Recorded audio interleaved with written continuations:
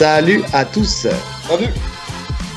Bon, bienvenue sur le podcast Tatami Connexion, votre podcast préféré après les autres. Je suis Jarod, il est Rolly et on est là pour faire le débrief de l'UFC 313 qui a eu lieu dans la nuit du 8 au 9 mars à la T-Mobile Arena. Un UFC qui a été plus court que les autres pour certains combats, tu sais, qui ont permis de raccourcir le temps de cette UFC. donc c'est pas mal. On va faire un récap de toute la main card. Mais avant ça, on va vous parler déjà d'Import Fight, notre partenaire du moment, avec notre code promo Tatami10.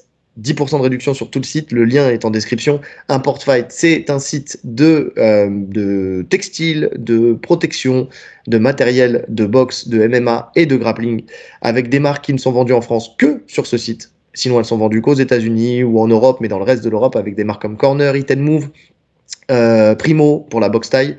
Et voilà, c'est des marques qui sponsorisent de grands champions comme Pereira, qu'on a eu là sur cette carte, comme Belal Mohamed, comme Anthony Pettis. Voilà, c'est vraiment des marques qui sont de qualité, qui sortent de l'ordinaire, que vous ne retrouverez pas partout. Donc si vous voulez avoir du style avec des choses que les autres n'auront pas, ça se passe sur Import Fight. On commence, on est d'accord avec le premier combat de cette soirée qui déjà a mis le ton justement de la soirée avec un combat qui n'a duré que 2 minutes. Bobby Green contre Mauricio Ruffi. Donc Mauricio Ruffi dit le new Conor McGregor dans le style, parce que c'est vraiment, encore une fois, on a vu un blueprint, vraiment c'est une copie conforme de Conor McGregor dans la posture et dans la manière de combattre. C'est vrai. Alors Conor McGregor, début de carrière. Ouais, c'est vraiment ça. Moi, j'avais pas, je suivais pas vraiment Ruffi. C'est toi qui m'avais dit, on en avait parlé, tu m'avais dit, il s'inspire beaucoup de Conor. C'est vrai que tu retrouves beaucoup de similitudes dans la posture. Alors, un peu moins sautillant, tu vois, Oui. un peu moins sur le in and out, mais c'est vrai que la posture et même la gestuelle, c'est. La tête en avant, tu sais. Ah ouais, c'est flag. En mode. C'est fou, hein. Ouais. Tu mets les deux images côte à côte, je te jure, c'est des jumeaux de fight. Alors, soit c'est parce que l'un et l'autre ont une manière de combattre qui s'approche, et puis voilà, c'est comme ça. Soit c'est parce qu'il y en a un, clairement, qui est fan inconditionnel de Conor McGregor et qui, dès le début de sa pratique, en fait, a pris sa posture façon Conor, et en fait, c'est devenu, il l'a implémenté, quoi. Ça lui réussit bien, en tout cas. Ça lui réussit bien, effectivement, parce que ce combat, il n'a pas duré longtemps. Bobby Green, déjà, qui choisit de mettre des kicks, forcément, parce qu'il avait un déficit d'allonge, il avait du mal à trouver sa distance avec Ruffi, qui gardait justement beaucoup de distance avec sa garde très, très longue. Et en fait, à Ruffi, moi j'ai tweeté, c'est clair, 2 frappes significatives, un knockdown, un KO. Voilà, point arrière qui met knockdown. Coup de pied retourné, alors fin de crochet du bras pour envoyer le coup de pied retourné qui éteint complètement la lumière. Magnifique. Franchement, Green, il était assez craintif. Hein. Je pense qu'il respectait beaucoup Ruffi. Il était dos à la cage très tôt. Pour moi, c'était un bon test quand même parce que Green, c'est le portier par excellence du top 15. Tu vois, si de la manière dont tu vas le passer détermine la suite de ta carrière pour moi. Et force est de constater que rares sont ceux qui l'ont passé aussi facilement, en tout cas de cette manière. Et là, ça a été magnifique. Alors après, on peut mettre un bémol quand même s'il n'y a pas un déclin aussi de Bobby Green, parce qu'il ne s'était jamais fait soumettre. T'as pas dit Pimblet qui lui met un triangle. C'est un boxeur quand même, c'est un boxeur de qualité, Bobby Green, surtout en anglaise. Là, il se fait éteindre assez facilement. Est-ce qu'on n'est pas aussi avec une image de Bobby Green, justement, où on se dit c'est de la manière dont on le passe, et puis finalement, étant donné qu'il est sur le déclin, tu vois, il y a une possibilité.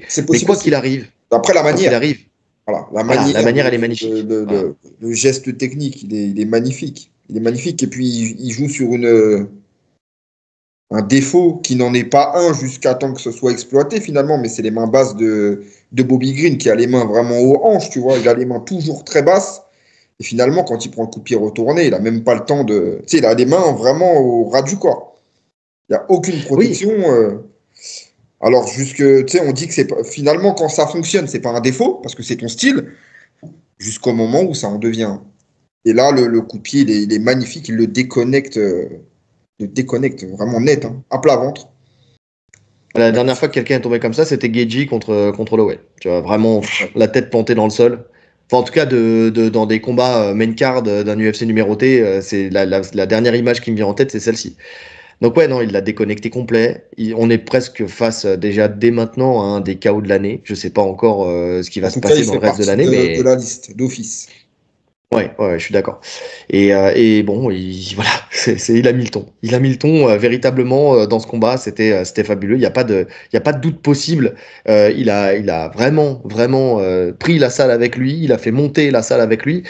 La team Nerd, encore une fois, hein, c'est encore une team qui fait parler d'elle. C'est encore une victoire de plus. Je crois qu'ils sont à 18-0, si je me trompe pas, sur la team, là, à l'UFC en ce moment.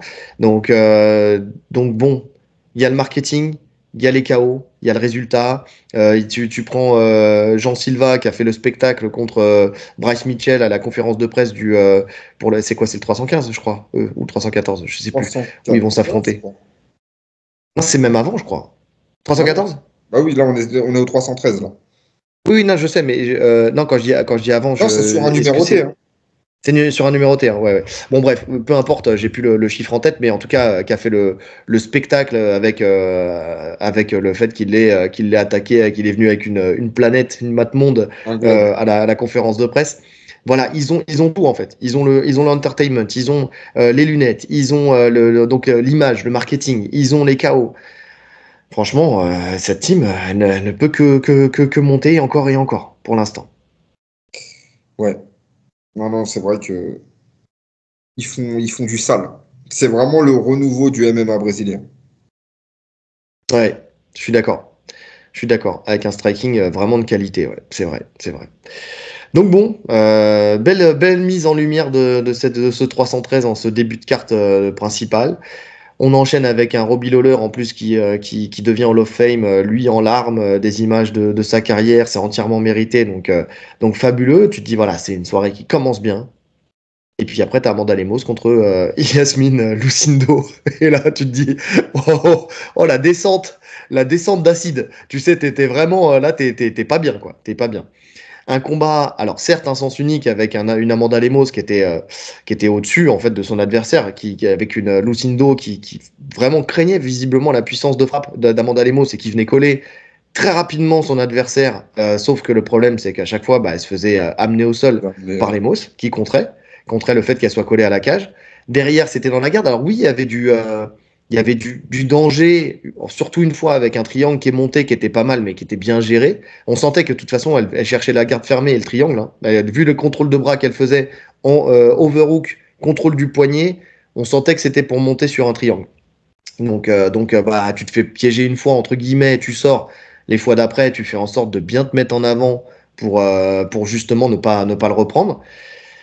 Du grand endpoint rare mais efficace avec les coudes justement de Lemos. Bon, le seul moment où il y a eu un petit renversement de situation, c'est dans le dernier round quand c'est Lucindo qui se dit j'ai plus rien à perdre, qui la met sous pression et qui l'amène au sol. D'ailleurs, belle amenée au sol hein, rapidement.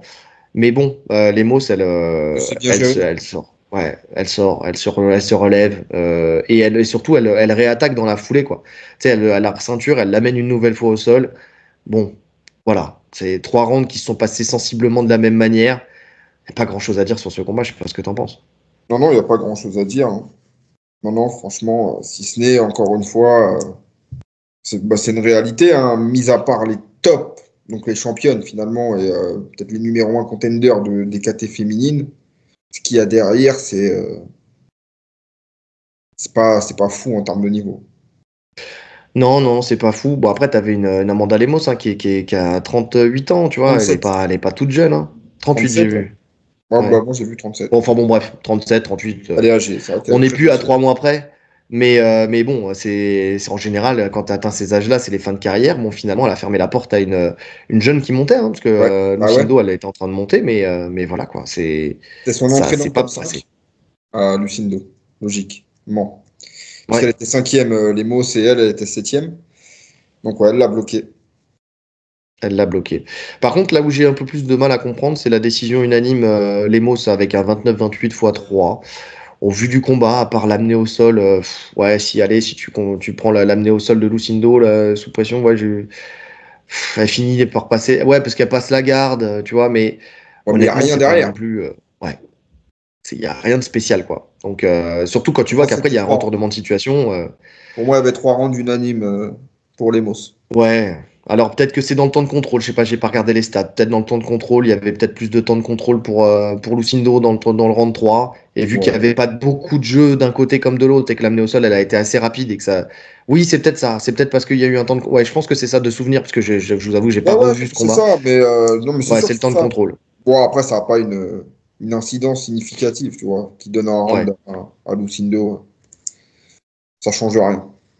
Non, mais c'est vrai de mémoire, en fait, et là, en relisant mes notes, effectivement, je vois le 29-28, ça m'a marqué, mais non, enfin, ça m'a sauté aux yeux, mais non, c'est le temps de contrôle. Effectivement, dans mon souvenir, le 33, effectivement, c'est qu'il y a qu'à la fin où elle renverse la situation et qu'elle revient en contrôle. Mais c'est vrai que, bon, oui, non, c'est logique qu'elle prenne ce dernier round, Lucindo. Tu sentais qu'elle était un peu, qu'elle a mis un peu de temps à revenir quand même. Il a fallu retourner à la cage et tout ça, ça a été du temps de perdu, effectivement. Bref, on va pas passer 1000 ans sur ce combat de toute façon. Et on va enchaîner avec un autre combat qui a rallumé la salle, pour le coup. Ça, c'est vraiment, t'as eu la pause entre actes. J'ai un mec sur Twitter qui m'a dit, j'en ai profité, c'est sur Twitter ou je sais plus, qui m'a dit, j'en ai profité pour aller faire du café pendant les Moss Lucindo. J'ai dit, c'est une bonne gestion de la stratégie dans le temps, ça c'est bien. Mais c'est vrai que Jalin Turner, il fallait être là. Jalin Turner contre Ignacio Bahamondes, pareil, combat qui s'est fini au premier round. Hein. Alors avec un bon début en striking des deux côtés. Et je trouvais que même si Bahamondes il mettait du volume, tu avais plus d'efficacité côté Jalin Turner. Tu sais, vraiment moins de débit, mais plus, Je suis d'accord. plus C'est propre ce que dans j'ai la boxe. noté. J'ai noté que c'est. Alors, sur l'efficacité au tout début, c'est plus Bahamondes sur ses entrées avec ses crochets qui touchent. Mais ce que je sens, c'est que le danger vient de Turner. Plus, en fait, il se rapproche, il est en train de. Il est patient, il est en train de prendre ses marques et d'ajuster sa cible. Et tu sens qu'il va lâcher fort d'un coup. Et je pense que Bahamondes le sent aussi. Et que c'est une des raisons pour lesquelles il vient coller très vite, en fait.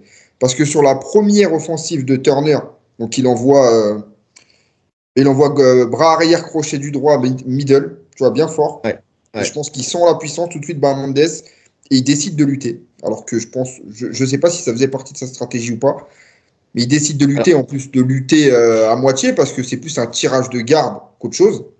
C'est dès qu'il rentre au contact, il tire, en fait. bah, soit il tire, soit il s'est fait stopper parce qu'il est rentré un peu à l'arrache et qu'il y a eu une Alors, petite oui, rétention de Turner qui le fait il s'est tomber fait sur le dos. stopper, mais rien ne le forçait à tirer, en fait. Il pouvait ressortir. Alors lui dit que c'était un objectif de le soumettre, que c'était fait partie du game plan, qu'ils avaient vu un chemin pour le soumettre, ce qui me choque pas, hein, parce qu'on voit Turner au sol quand il est pas collé à la cage, enfin dos au D'accord. sol collé à la cage, c'est pas extraordinaire. Hein. Ça, c'est clair. Donc ouais, ça s'entend, ça s'entend. Après, Là si où je c'est un comprends game pas, plan, son coin lui demandait quand même de se relever, tu vois. Donc, je sais pas si ça ouais, faisait partie du game plan. Parce que dès qu'il était assis, tu avais Bella et tout son coin qui lui disait de reculer jusqu'à la cage pour se relever. ouais.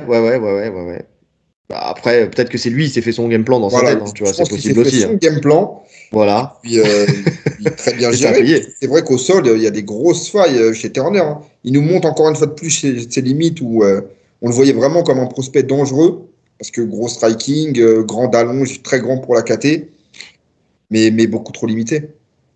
Là, il nous Bah, montre c'est ça. encore Et moi, ce qui me fait bizarre dans ce combat-là, c'est que son fight IQ lui dit pas relève-toi, quoi. Relève-toi, tu t'as senti sur ta première attaque que t'es bien, pourquoi tu restes là? Parce que en plus de ça, il tombe dans la garde, ok. Il prend un gros enfin, tu sais, grand end pound, des mais coups. tu sais, d'en dessous avec les coudes. Ça fait mal, ok. Il y a Bahamondes qui en plus ne conserve pas sa garde fermée parce qu'il sort ses hanches régulièrement parce qu'il cherche un angle pour attaquer. À ce moment-là, tu te redresses, tu prends de la distance, tu te remets debout. Tu cherches pas en fait à rester dans la poche. Et c'est ça. Et tu le vois qui se fait chahuter à droite à gauche.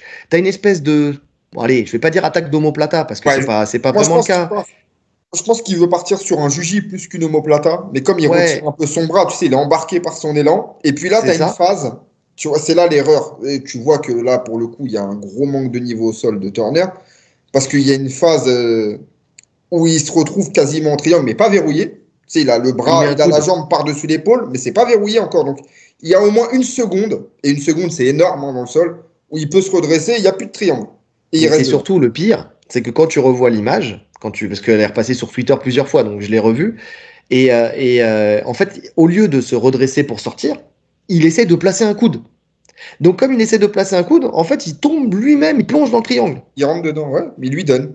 C'est ce que j'ai C'est noté. ça. Il lui donne le triangle. Et Bahamondes qui le ferme bien. De toute façon, c'est pas mal. Il tire la nuque, il vient, il ferme son triangle. T'as Turner qui essaie de s'asseoir pour essayer de sortir. Mais le problème, c'est que s'asseoir, il faut le faire correctement. C'est-à-dire qu'il faut vraiment faire en sorte de pouvoir s'installer de la bonne manière pour pouvoir s'étendre. Lui, il a juste donné sa jambe, en fait. Il s'est retrouvé avec le bras pris, la jambe prise. Il était assis par terre, il pouvait plus sortir. Parce que normalement, il faut recouvrir avec la jambe le corps de l'adversaire et puis après essayer de venir et de sortir. Mais il faut pas. En fait, il faut mettre la jambe attends, parce que c'est toujours compliqué. Quand tu le fais, c'est facile. Quand tu l'expliques, c'est un peu plus compliqué. C'est la jambe qui est à l'opposé du croisement de jambes. Tu vois ce que je veux dire? Si tu mets la jambe du même côté que du croisement. Oui. Oui, c'est ça. Okay. Ouais. Attends, que je me trompe pas. Non, oui. Oh, je sais, bon, bah, quand je le fais, c'est tellement naturel. Bref, il y a une jambe à mettre en premier.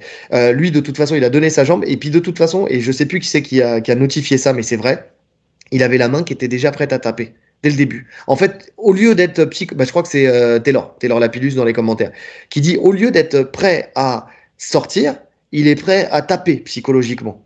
Et bah ça joue beaucoup. Hein. Et il finit par taper de toute façon avec les jambes. De toute façon, avec les jambes de Bahamondes, une fois qu'un triangle est verrouillé, après pour aller le chercher, le déverrouiller, c'est compliqué, surtout quand tu es dans cette posture. Il était parfait. Et donc soumission logique, quoi.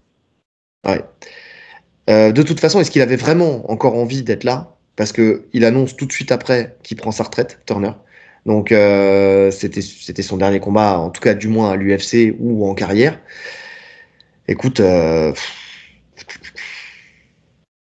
écoute, s'il prend sa retraite, de toute façon, et qu'il lui restait des combats sur son contrat, il est bloqué. Donc, il combattra pas ailleurs. Oui, bien sûr.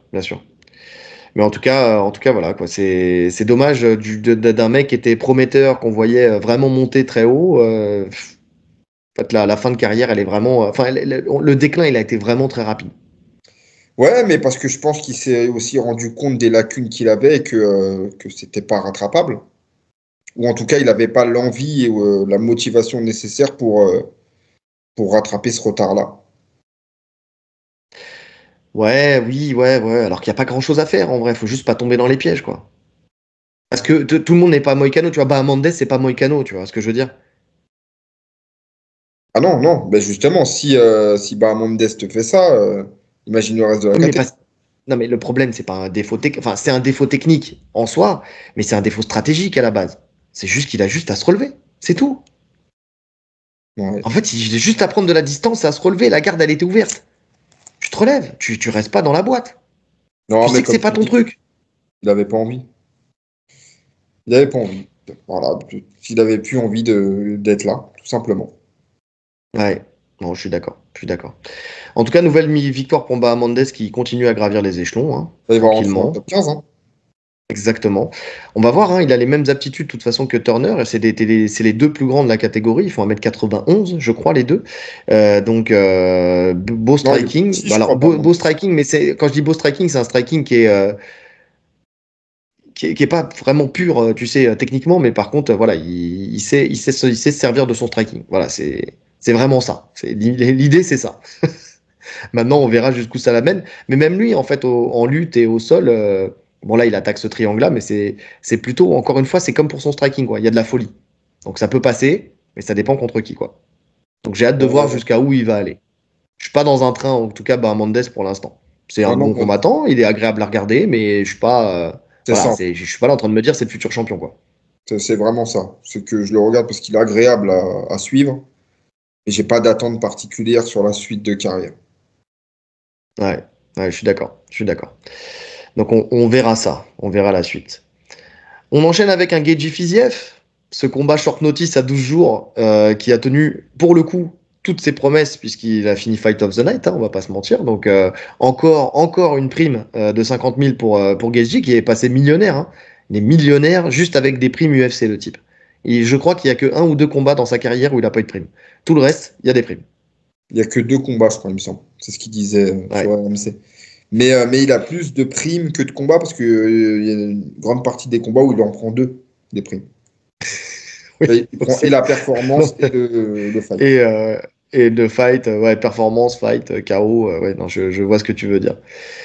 Un combat qui était très intéressant parce qu'on a eu un Fiziev, donc on l'a dit, 12 jours de short notice, mais visiblement qui se préparait quand même depuis des mois à revenir. Sauf que, alors ça correspond pas avec ce qu'on entendait, parce que visiblement il était dur à bouquer, mais visiblement depuis plusieurs mois il attendait un combat. Donc, enfin après c'était peut-être depuis décembre. Donc Ouais. décembre, Après, je janvier, pense que février, mars. Fiziev est dur à booker parce qu'il y a plein de gens qui veulent pas l'affronter. Ce que je peux comprendre, et surtout vu ce qu'on a vu aujourd'hui, enfin la nuit dernière, quoi. Donc oui, puisque en plus un Fiziev qui s'est réinventé, puisque tout de suite il cherche l'amener au sol. Et il l'amène au sol. En plus, c'est ça le pire. Et Donc, ouais. même si ça se Surprenant. relève, parce que ouais, il amène, ça se relève, parce que Geji, Scramble, il est là. On sait, il a d'excellents Scramble, c'est bien de l'amener, mais il faut le maintenir. Il prend un genou à la tête quand il se relève, tout de suite. Tu sais, t'as cette continuité dedans. T'as Fiziev qui reprend le single leg. Et même si t'as le scramble de Geji qui roule pour essayer de sortir, t'as Fiziev qui se grandit dans la roulade pour venir prendre un triangle inversé. Magnifique. Ah, c'était beau. En Qui plus, vient en se. fait, je comprenais pas comment il a réussi parce que dans la posture où il était, même en se grandissant, normalement, il ne pouvait pas remonter. Mais c'est parce qu'il avait conservé la saisie de cheville Hum, de Gedji et hum. c'est ça qui empêche Gedji de remonter. Et donc, il pousse sur sa main, il s'étend, il revient sur lui, il prend une sorte de triangle qu'il aurait peut-être même plus pu verrouiller différemment, tu vois. Si c'était un mec du sol, il aurait pu travailler sur quelque chose. Là, en fait, il était juste. Ouais. Si, il y avait quelque chose à faire. Je pense. Tu sais, en Non, il venant y avait quelque chercher, chose, mais en en fait, tirant. Alors, je dis il, pas que tu aurais finalisé, mais tu aurais pu tenter quelque chose. il y avait quelque chose. Le problème dans ce triangle inversé comme ça, c'est que si tu veux le finaliser ou si tu veux le verrouiller, en fait, il faut que tu te remettes sur le côté. Tu sais, que tu contrôles ton Ouais, ouais. adversaire, que tu te remettes sur le flanc et que tu t'étendes encore plus pour le verrouiller. C'était, il y a une époque où tu avais justement Danaher et tout ça qui expliquait comment verrouiller ce triangle-là. Le problème, c'est que là, comme il était en montée avec ce triangle, en fait, il n'a pas le levier de la tête pour tirer, tu sais, ou même planter ta tête dans le sol pour venir et refermer tes jambes. C'est là où tu es gêné, en fait, dans ce triangle-là. C'est que tu peux pas vraiment le faire. Parce que ses jambes, elles étaient croisées aux chevilles. C'était chevilles croisées. Aux Tu vois, il était chevilles, et même pas pas la bonne proche cheville, du. en plus, pas la bonne jambe Voilà. l'une sur l'autre. Donc si, à partir du moment où il relâchait un petit peu la pression pour refermer son triangle, Geji serait sorti, se serait échappé. Ouais, Donc je pense il a voulu capitaliser plus de tout. avec les coudes dans les côtes, ce C'est qui ça. font des dégâts.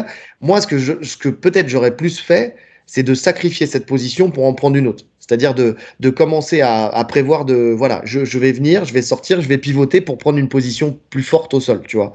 C'est le Ouais, mais truc je que je pense voyais que le plus logique, tu vois. dans tous les cas, tu perds Gedji qui est déjà dans son mouvement de rotation, tu sais, qui forçait sur ses hanches, il serait revenu sur les genoux, et à partir de là, Mm. c'était fini. C'était fini, c'est très dur de contrôler Gedji si t'es pas un pur grappleur.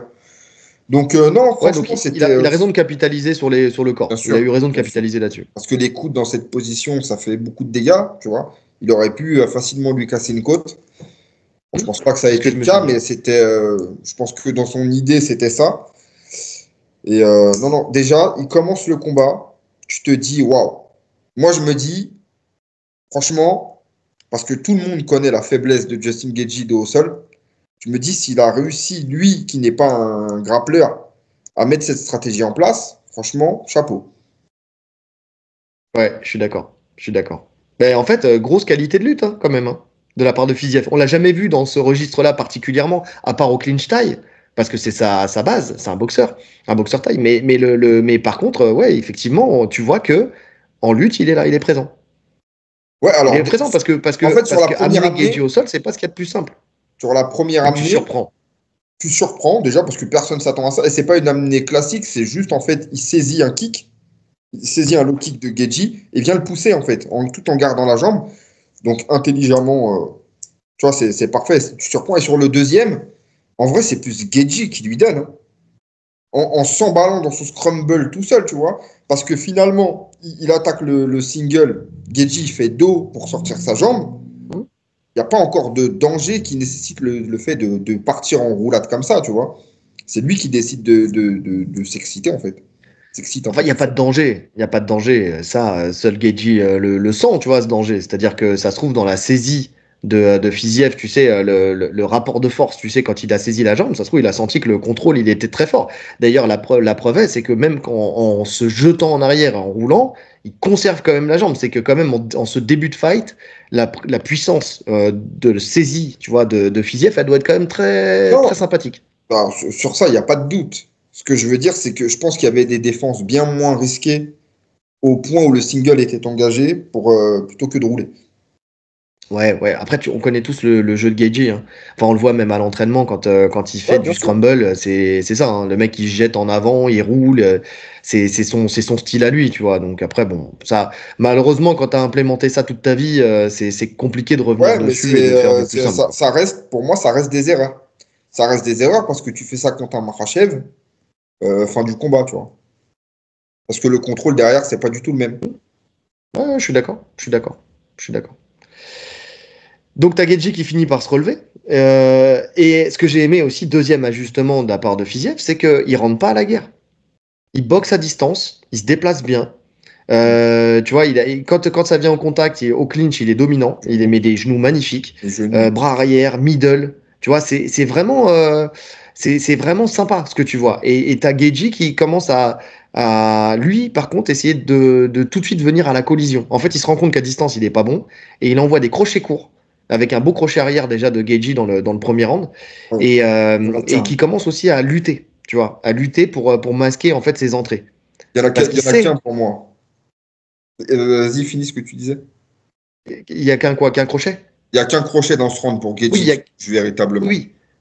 Mais en tout cas, tu vois que sa physionomie de combat, elle commence à se mettre comme ça. Tu sais, en fait, finalement, tu sais, c'est comme c'était quel combat la dernière fois? Bah, Duplessis contre Strickland, où on avait dit, tu sais, que les ajustements faits en fin de combat, enfin au cours du combat, la fois précédente, vont être mis en application beaucoup plus vite dans le combat, dans le nouveau combat.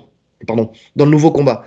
Effectivement, c'est ce qui s'est passé là aussi, parce que Geji pour les deux, Geji, il a beaucoup plus rapidement été chercher les clinch, uppercut et crochets à la collision.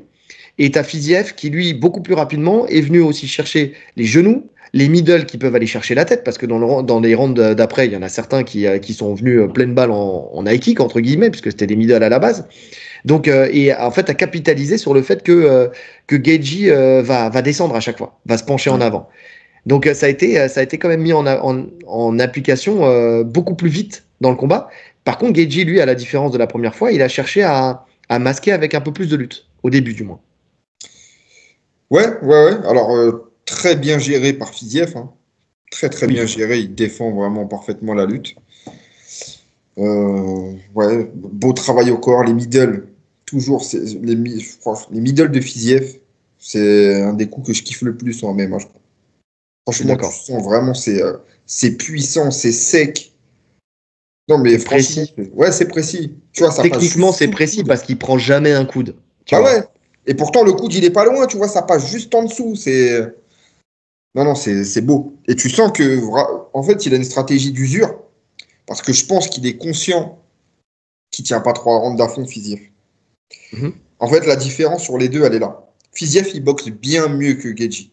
Je pense que tout le monde est d'accord sur ça, il n'y a même pas photo. S'ils font un combat de boxe, il n'y a pas photo.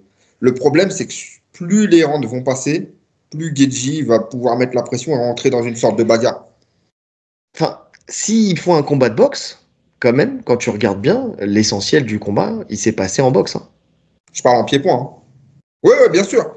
Mais Ah ouais, mais ça s'est passé en boxe, l'essentiel du combat. Quand tu regardes, alors ah oui, alors après, non, la différence, enfin, ça dépend quel type de boxe. En fait, parce que ce qui sauve Geji, c'est son, enfin, ce qui sauve. Geji vient à la collision, mais il vient beaucoup clincher, tu vois, il vient clincher, avec bien les sûr. uppercuts et tout ça. Donc, il faut qu'il y ait un règlement qui te permet de venir clincher. Sinon, et puis après, c'est des petits gants aussi. On va pas se mentir. C'est pas des gants de boxe. Donc, ça change aussi pas mal de choses quand c'est des gants de boxe. Mais quand même, le l'essentiel du fight, il s'est passé debout, hein. C'est pas la lutte qui est, en fait, à part le premier round, Ça, finalement, ça se passe, c'est tout le reste, ça se passe debout, hein. Ça se passe ça se debout. passe que Et debout. ce que, Non, mais Et ce que tu disais tout à l'heure sur Fiziev et ses frappes au corps, effectivement, tu sens que de toute façon, on sait que Geji, il y a quelque chose à aller chercher au corps. De toute façon, on sait qu'il y a une faiblesse là-dessus. Et c'est ce qu'il a bien mis en application avec des jabs au corps, avec beaucoup de middle. C'est vrai que c'était très intéressant, tu vois, à ce niveau-là, au niveau du round 2, là, il frappe beaucoup, beaucoup au corps, quoi, tu vois.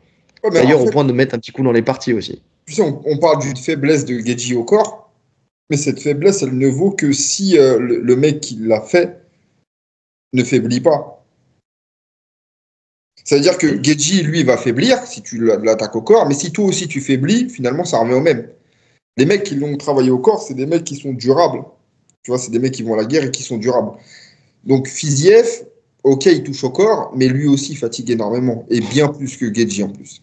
Donc en fait, pour moi, Parce qu'il est en short notice, hein. ouais, mais pour moi, même sur le premier combat, à la fin, c'est lui qui finit le plus fatigué. Je pense que son jeu, son Ouais, explosivité, c'est fait qu'il fatiguera plus vite que Justin Gaethje.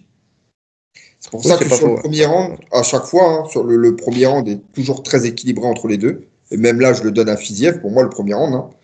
Pareil. Et donc, pour moi, c'est la physionomie que j'attendais. Et j'attendais une remontée de Justin Gaethje dans les rounds suivants, et c'est ce qui se passe. Ouais, bah parce que en fait Fiziev en fait Geji plutôt il fait ce qu'il fait de mieux, c'est-à-dire qu'il rentre à la collision avec des petits crochets. Et ce que j'aime en plus c'est que bon, il y a certaines fois où ça n'a pas été le cas parce qu'il a pris des coups de genoux, tu sais, remontant quand il descendait, mais quand il descend pour envoyer ses crochets, il se décale toujours un petit peu, ce qui fait que les genoux ils passent souvent à côté, tu vois, il les prend pas tous. Par contre, c'est vrai que quand il les prend, il les prend bien. Tu vois, c'est quand même, il s'empale sur le genou ou il s'empale sur le high kick enfin, sur le middle, Le on va dire, middle, mais de qui Fiziev. est destiné à toucher la tête, hein. Oui, il le met à dessein. Oui, oui, c'est vrai que il le met pour le mettre là. Et dans le round 2, tu as aussi le premier knockdown qui est commis, enfin qui est donné par Geji justement avec une uppercut qui fait chuter Fiziev, qui survit très bien en venant le coller directement en lutte au sol pour survivre à ce knockdown. Mais franchement, déjà, première alerte dans le round 2 où tu sens que même si Geji il a quand même encore un menton, tu vois, parce que à chaque fois on a tendance à dire, ouais, à partir du moment où il y en a un qui prend un premier KO, ah, dans les autres combats ça sera plus pareil. Tu vois, alors oui, des fois ça arrive, mais c'est pas toujours le cas. Et là, quand tu vois ce que Geji il a pris, il y a des fois il a dansé la samba, et pourtant, bah, il était toujours dans le combat. Tu vois, il n'y a pas eu d'alerte où tu te dis, oula, là c'était le limite le prochain coup, c'est le coup de trop. C'est comme pour le combat tout à l'heure avec Pereira où tout le monde dit, ouais, 10 secondes de plus, il a perdu. Non, pas forcément. Tu peux danser la samba et revenir tout de suite dans le combat. Ouais, Il y a des ouais. fois où non, et il y a des fois où c'est pas le cas. Non, après, Là, comme tu dis, il y a Samba et Samba, tu vois. Il n'y a c'est aucun ça. moment où il titube au point de se dire c'est la fin du combat. Non, tu sens que c'est électrisé, mais c'est pas non plus, Non, c'est ça, tu t'es l'as pas là bien en train de pris. dire, ouais, c'est la fin, quoi. Ouais, Tu l'as bien pris, mais ils ont suffisamment de métier et d'expérience pour savoir gérer justement ce qui va suivre, se déplacer, récupérer. Donc non, à aucun moment, mais finalement, même pour les deux, hein, j'ai pas été inquiet parce que même Fiziev sur le down, je sens tout de suite qu'il n'y aura pas de finish de Geji au sol. Je suis hum, vraiment je suis pas, d'accord.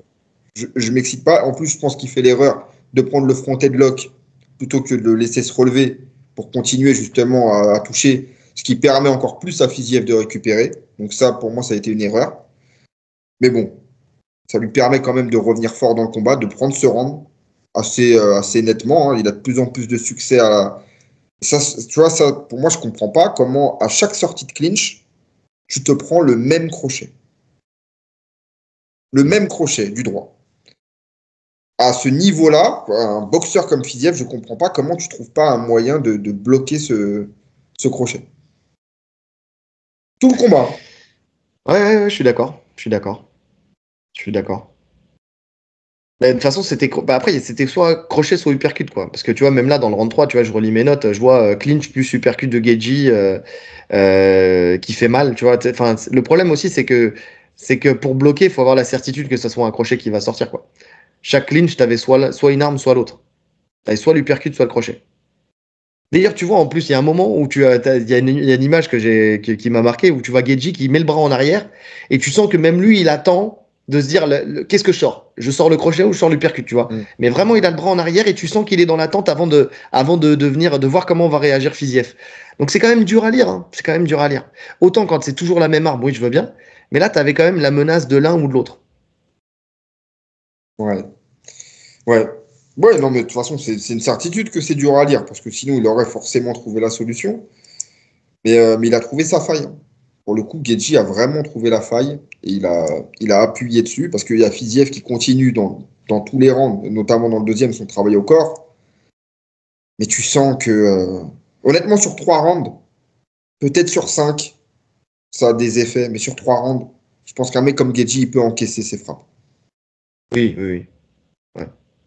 T'as vu le high kick de Gedji qu'il envoie la round 3 quand il est pris en clinch et qu'il envoie le high kick. Magnifique. Cette souplesse qu'il a quand même, Gedji, c'est un truc de fou quand même. Parce que tu sais, on le voit vraiment comme un mec qui envoie des low kicks et qui te matraque aussi en anglaise. Mais il a quand même une souplesse de hanche. Il a une ouverture, c'est fou. Quand t'es au corps à corps, quand t'es au clinch, c'est pas donné à tout le monde. Ah non, mais le pire, c'est que c'est lui qui est pris en clinch et qui l'envoie derrière la tête de Fiziev, quoi. C'est un truc de ouf. Non, franchement, quand j'ai vu ça, franchement, j'ai rigolé tout seul dans mon salon. C'était vraiment pas mal. Vraiment pas mal. Donc les deux derniers rounds, effectivement, sont pour Gedji, hein, on va pas se mentir. Hein. Donc il y a eu même le troisième round. Hein. Tu sens, moi j'ai noté la dernière phrase que j'ai notée dans le troisième round. Ils ont tout donné dans ce dernier round. C'est vraiment ça, tu vois, avec des échanges de high kick, avec des Gedji qui a retenté des takedowns, avec, enfin tu vois, je vois marqué, tu sais, je lis high kick. Tac tac tac, high kick, tac tac tac, échange de high kick. Enfin, tu sens que même malgré la fatigue, les mecs, ils ont tout envoyé, quoi, jusqu'à la fin. Au point de se respecter à fond, quoi. Enfin, il y a un respect qui s'est imposé entre les deux, notamment Gedji qui respecte énormément Fiziev déjà d'avoir accepté short notice déjà pour commencer. Et puis il a dit c'est un tough guy, quoi. C'est vraiment un mec dur qui peut aller très loin. Et d'ailleurs, il lui propose même de s'entraîner avec lui. Tu sais, il nous a fait une Khabib. Viens t'entraîner avec moi. Je vais t'emmener à la ceinture. Mais pour le coup, il y a eu beaucoup de respect apporté, surtout de Gedji envers Fiziev, quoi. Et c'est vrai que putain, d'avoir un adversaire comme ça, c'est exceptionnel. C'est exceptionnel. Ça fait des combats exceptionnels. Non, c'est sûr. Fiziev, c'est un mec que tu peux que respecter. De toute façon, je pense que c'est un mec qui te fait mal dans la cage. Tu vois, c'est un de ces adversaires où quand tu vas l'affronter, tu sais que tu auras mal, quoi qu'il se passe. Donc tu traverses la douleur pour le battre, donc forcément, il gagne ton respect, tu vois, tu gagnes son respect. Donc, il se témoignait déjà du respect avant le combat. Il n'y a pas eu d'animosité particulière, il y a eu beaucoup de respect entre les deux. Donc ouais. Il a même dit, Gedji, qu'il s'était pété la main. Hein. Il s'est pété la main sur le combat. Ah ouais. Alors j'ai pas vu après derrière si c'était confirmé, mais à chaud, il dit je pense m'être cassé la main. Ouais, je pense que je me suis pété la main. Ouais. Donc ouais, non, c'est vrai que c'est un combat. En tout cas, on n'a pas perdu au change. On va pas se mentir, parce que même Hooker avec une vraie prépa, on n'aurait pas eu ce combat-là. Ouais, je suis d'accord. Non, je suis d'accord. Bon, après, ce qui est un peu relou pour Fiziev, c'est que sur sa fiche, ça lui fait 3 défaites d'affilée, tu vois. Ouais. En fait, ça reflète pas, si tu regardes son Sherdog, là, ça va pas refléter son réel niveau, je pense. Je pense pas. Mais par contre, je pense que l'UFC va le pousser pour le remercier. Tu vois, déjà d'avoir accepté short notice et puis pour la guerre qu'il a fait. Tu vois, on sait que l'UFC a tendance à mettre en avant les gens qui donnent de leur personne. Fiziev, c'est son cas. En plus, là, avec ce qu'il a montré en supplémentaire, tu vois, sur les takedowns, ce genre de choses, je pense que l'UFC aura tendance à peut-être lui mettre un petit coup de boost, un petit coup d'accélérateur, tu vois, enfin, j'espère pour lui, en tout cas, et même pour nous, parce que franchement, Fiziev, depuis le premier combat que j'ai vu de lui, j'ai envie de le voir combattre à chaque fois, quoi. Donc, par contre, ça me confirme que Fiziev contre BSD, pour un retour, c'était pas la meilleure des choses à faire. On va pas se mentir. C'est ceux qui parlaient de Fiziev, tu vois. Ah non, Fiziev, on a toujours dit que c'était, en tout cas de nous, hein, Fiziev, c'est pas le mec qu'il faut prendre quand tu fais un retour. Clairement pas. Ouais. Je suis d'accord. En tout cas, décision unanime pour Gedji, 29-28 x 3. Logique. Décision logique. Comme on a dit, premier round pour Fiziev et les 2 rounds d'après pour Gedji. Gedji, ce que j'ai aimé aussi, juste vite fait, entre parenthèses, quand il envoie ses crochets, il y a des fois, tu as l'impression que d'un coup d'un seul, on l'a mis en avance rapide. Je sais pas si ça t'a fait ce même il a une accélération dans sa frappe. C'est impressionnant. Tu sais, tu sens mais ça part à une vitesse. C'est pour Et ça tu que sens que ça met une puissance. C'est impressionnant. T'as l'impression qu'on t'a mis un petit coup de zap, tu sais, d'un coup pour que la frappe elle passe, quoi. Ouais. C'est ouf. C'est ouf. Non, c'est quand même un sacré combattant, Gedji. Hein. Certes, qu'à sa lacune au sol, ça, c'est une tortue, ça, on dira toujours. Mais par contre, c'est vrai que c'est un sacré combattant, quoi. Content d'avoir partagé l'ère Gedji, tu vois. Je sais pas quand est-ce qu'elle va s'arrêter. Là, on sait que lui veut une chance pour le titre. Écoute, Visiblement, Javier Mendez est OK. Il a dit qu'ils allaient ouais. potentiellement se préparer pour Justin Gaethje parce que Islam l'a jamais affronté et que ça fera un combat inédit, tu vois. Donc écoute, s'il faut passer par ce combat, même si je suis pas forcément emballé parce que je m'attends vraiment au résultat. Ouais, moi aussi. Mais bon, écoute, quand je vois la dernière perf de Dustin Poirier contre Makhachev, je me dis pourquoi pas, parce que C'est pas le même style, quand même. c'est pas le même style, ouais, je sais pas. C'est pas le même style que Khabib. C'est vrai qu'on a trop tendance à comparer le combat de Khabib, tu vois. Mais Makhachev, c'est pas le même combattant que Khabib. C'est pas le même style, c'est plus ouvert debout. C'est à voir. En fait, le truc, c'est que Makhachev pourrait se faciliter la tâche en faisant le phaser plane et en cherchant à coller pour l'amener au sol et puis finaliser le combat, comme faisait Khabib. Et c'est pour ça qu'on dira toujours que Khabib était un meilleur combattant à l'UFC. Je dis pas global, mais à l'UFC, c'est un meilleur combattant que Makhachev parce que il se facilitait la tâche. Boum, je t'amène au Après, sol. Après, parce qu'il avait un style qui lui permettait, en pression, où il pouvait shooter comme ça pendant 5 rounds, il n'y a pas de problème. Mais c'est vrai que là, avec un style plus ouvert, comme tu l'as dit, avec plus de boxe et tout ça, après, ça peut changer la donne. je sais pas si tu l'as revu récemment. Khabib, il l'amène pas aussi facilement que ça. En fait, à partir du moment où il l'emmène, il n'y a plus match. Mais sur la première partie du combat, sur le premier round, il l'emmène pas facilement. Il se fait contrer salement. Il prend des uppercuts. Je sais même pas comment il les encaisse. Que Gedji a quand même une très bonne défense de lutte. Hein. Mhm. Donc ouais, pourquoi pas? Pourquoi pas? Les uppercuts qu'il prend, je suis pas sûr que Makhachev il peut les prendre. Ouais. Ah, parce que Khabib, il a quand même, et ça, il est réputé pour ça, hein, pour avoir un menton des enfers. C'était trop. C'est pour le coup, il a un menton extraordinaire, mais parce qu'aussi, il n'a pas été beaucoup éprouvé. Sa date de péremption, elle était encore bien là, tu vois, elle n'a pas Ouais, non, réduit. mais c'est Donc, impressionnant. ouais, non, je suis d'accord. J'ai pas revu le combat récemment, mais oui, ouais, maintenant que tu me le redis, c'est vrai que ça n'a pas été tout de suite facile de l'amener, tu vois. Ouais, effectivement. Puis là, on l'a encore vu là, hein, de toute façon, c'est une anguille, hein. C'est une anguille. Donc ouais, pourquoi pas. Écoute, ce combat, il se tient. Il se tient. C'est vrai que toi comme moi, on a toujours dit, ouais, bon, le résultat, il est couru d'avance parce que le blueprint, il est là.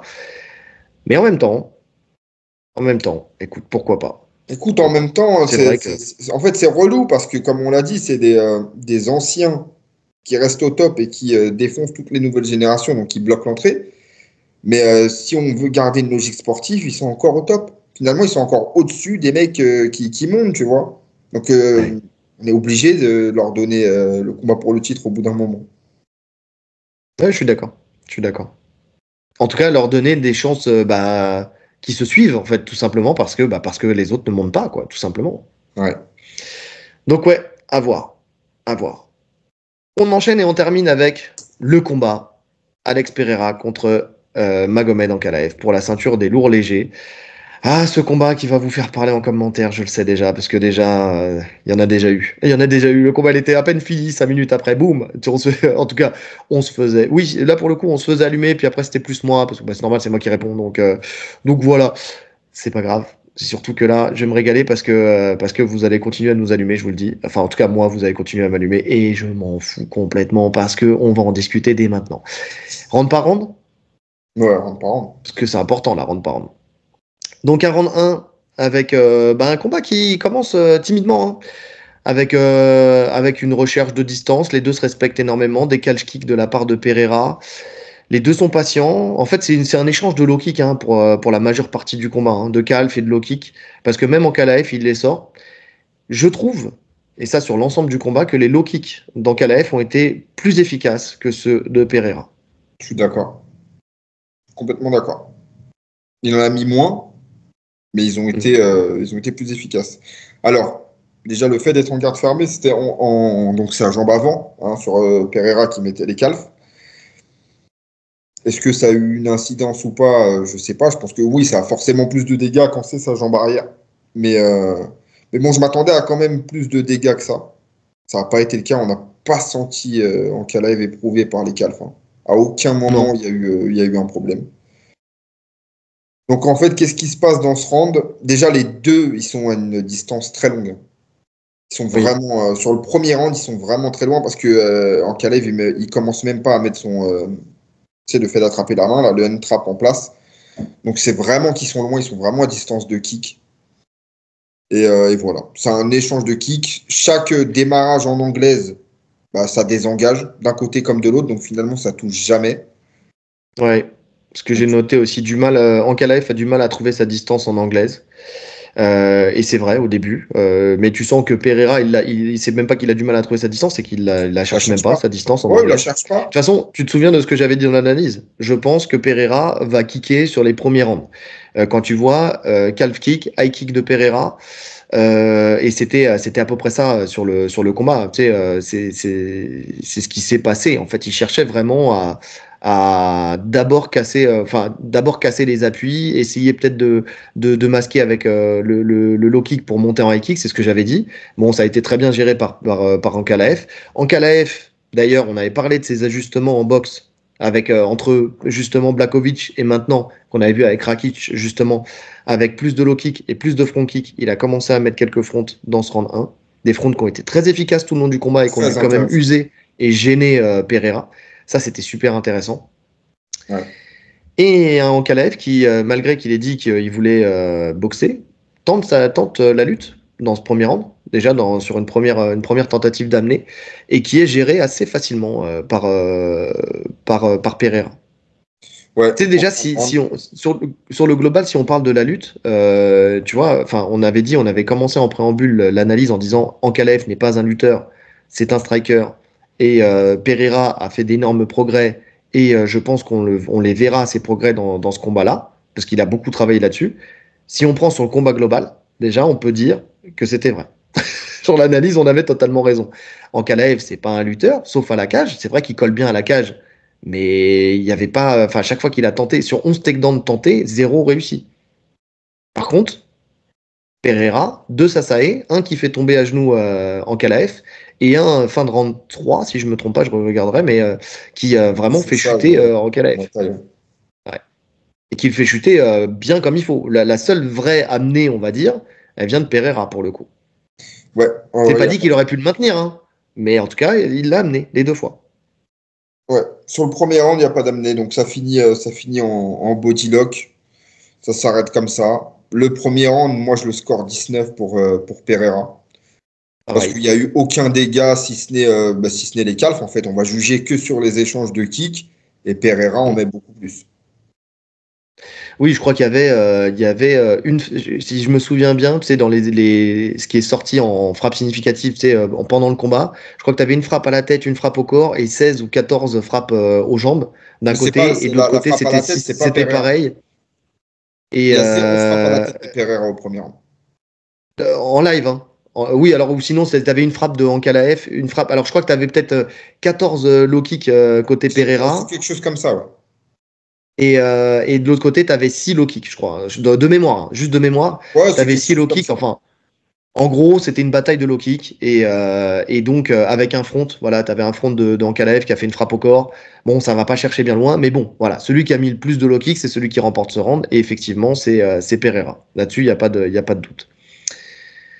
On passe au round 2 avec un Ankalaev qui met beaucoup plus de pression. En fait, il se rend compte que voilà, en fait, il y a rien de spécial. Je pense il a goûté au calf kick justement de Pereira. Il s'est rendu compte que c'était pas si dangereux que ça.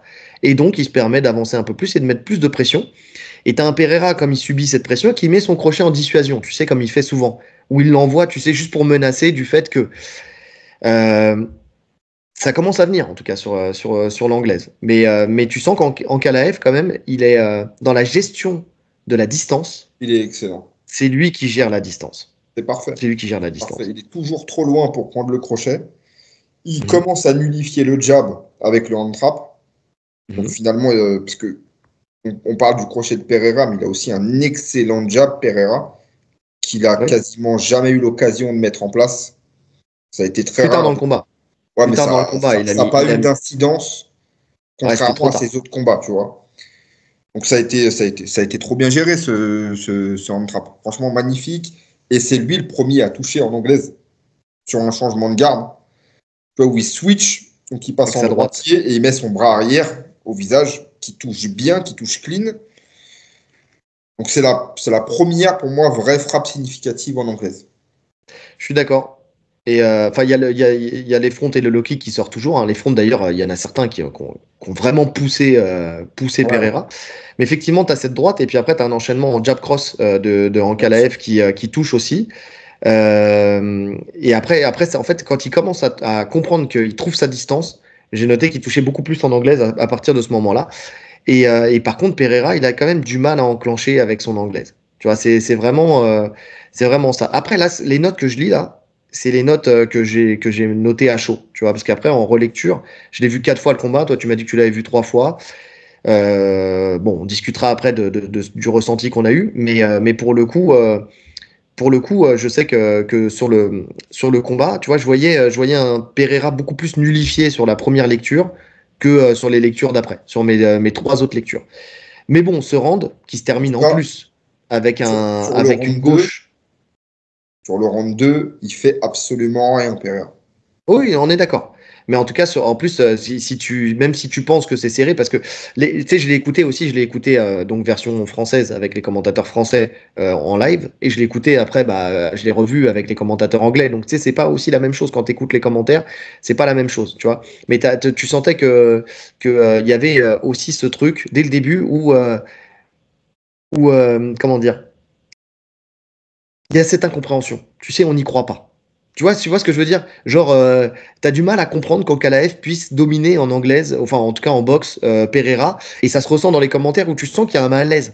Je sais pas si tu vois ce que je veux dire. Je sais pas si t'as ressenti ce même malaise, tu sais, où tu te dis, tu cherches encore ce que Pereira va mettre en place pour faire quelque chose dans ce Je suis combat. d'accord. Et je me souviens, je crois que c'est Taylor qui dit en live, quand il envoie la gauche, sa gauche en Ankalaev, tu sais, il fait sa feinte du droite pour envoyer sa gauche pour qui ébranle en fait Pereira. Hein. Alors moi je suis pas d'accord par contre avec le fait de dire que 10 secondes après il était dans la boîte parce que très rapidement il vient en clinch. Alors oui il est déséquilibré, oui il la prend, oui il est électrisé, mais encore une fois tu vois c'est pas le crochet d'Israël Adesanya qui prend où il rentre dans son coin, où il se demande à quelle heure il sort le chien et à quelle heure il boit son verre d'eau, tu vois. Là pour le coup il est lucide. C'est juste que il la prend, il tombe à la cage. C'est une gauche qui est ultra puissante. En plus, il reprend un crochet du droit derrière. Du droit Mais, derrière. mais tout de suite, il est lucide. Il prend le clinch, il colle. Pour moi, le combat, il se termine pas là-dessus. Non, Tu vois, il aurait récupéré, ça serait pas fini là-dessus. Mais quand il se passe ça, t'as Taylor qui dit bon, si on avait encore un doute sur ce round, là, il y a plus de doute. Tu vois, effectivement, ça, c'est le truc qui donne clairement le round à Ankalaev. ouais, mais même sans ça, hein, pour moi, il n'y avait aucun doute. Hein. Oui, Pour moi, sur ce round-là, moi, j'ai pas de doute non plus. Ouais. Pour moi, il n'y a aucun doute. Franchement, c'est lui qui touche vraiment clean.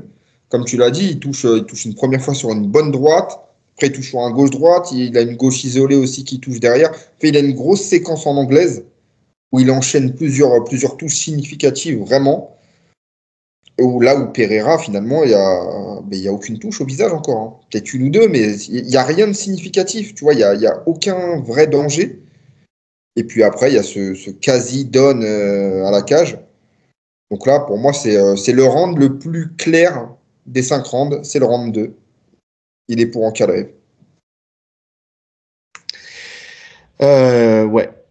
Enfin, le plus clair, le round 2 et puis le round 4 aussi. Enfin, pour le coup, les rounds clairs pour Ankalaev, tu vois, pour moi. Mais on en parlera après de ce round-là. On entame le round 3, et c'est là où, en fait, entre ma première lecture et ma deuxième lecture, en fait, il y a tout qui change. C'est vraiment, enfin, il y a tout qui change. Non, il n'y a pas tout qui change, on va pas se mentir, parce que c'est pas un round à sens unique pour Pereira, bien sûr, loin de là. Mais tu sais, j'ai vu déjà à la fin du fight, je vois Chris Gainage qui dit round 3, je le donne à Pereira. En tout cas, c'est serré. Je regarde les scorecards des médias et bon personne enfin si il y en a qui donnent alors je sais pas parce qu'il y a pas le round par round mais il y en a qui donnent la victoire à Pereira. Je me dis attends, pourquoi, comment? Je dis oh là là, c'est ce combat-là, faut que je le revoie, tu vois. Et je le revois et en fait je me dis tu sors de la en fait le truc c'est que toi ça t'a pas fait ce truc-là effectivement. Il y en a d'autres avec qui j'ai parlé, d'autres commentateurs enfin d'analystes français avec qui j'ai parlé là qui ont un peu le même ressenti. Alors pas forcément sur le même round, sur les mêmes rounds mais bon c'est pas grave, mais sur ce round 3 quand même. Tu te dis, sorti de la sidération de la première vue, où tu te dis, waouh, Ankalaev, il fait un travail de malade, ce qui est le cas. Et je le redirai tout le long du combat. Il a fait un combat de fou. On parlera du combat dans sa globalité après, sur la gestion des rounds et tout ça. Il a fait un combat de fou. C'était très intelligent. Mais je vois plus de travail que je n'avais pas vu en première lecture. C'est pour ça qu'en première lecture, j'aurais donné ce round-là, enfin Ankalaev, sans problème, je l'ai noté, round Ankalaev et tout. Quand je revois le round, en fait, je vois un Ankalaev effectivement qui met la pression, qui avance. Tu vois, un peu comme Gomis contre, je te l'ai dit en off, Gomis contre, comment il s'appelait, Amil. Tu sais, où tu vois un Amil qui avance. Là, tu vois un Ankalaev qui avance. Mais tu vois un Pereira qui, pour moi, même s'il est sur le reculoir, et je l'ai noté, touche plus et plus durement Ankalaev. Alors, ça ne se joue pas à grand-chose. Hein.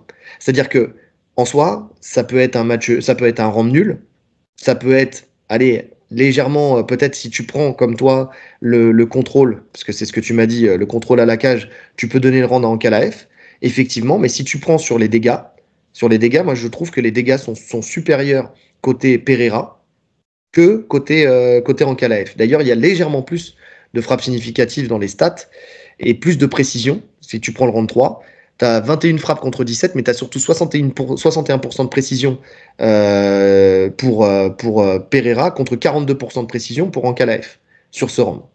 Et effectivement, quand je revois le combat, oui, cette stat me parle parce que je l'ai revu sur grand écran, sur petit écran, je l'ai revu 4 fois et pas 4 fois d'affilée. Tu vois, je l'ai revu tout à l'heure encore. Et ça confirme à chaque fois le truc que je peux donner ce round-là à Pereira. Ouais. Moi, je le donne à Ankalaev. Je vois ce que tu veux dire sur Pereira. En fait, c'est ce round où il essaye un petit peu d'emballer le combat.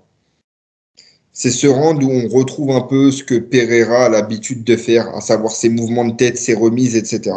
Finalement, voilà, on se dit, il se réveille.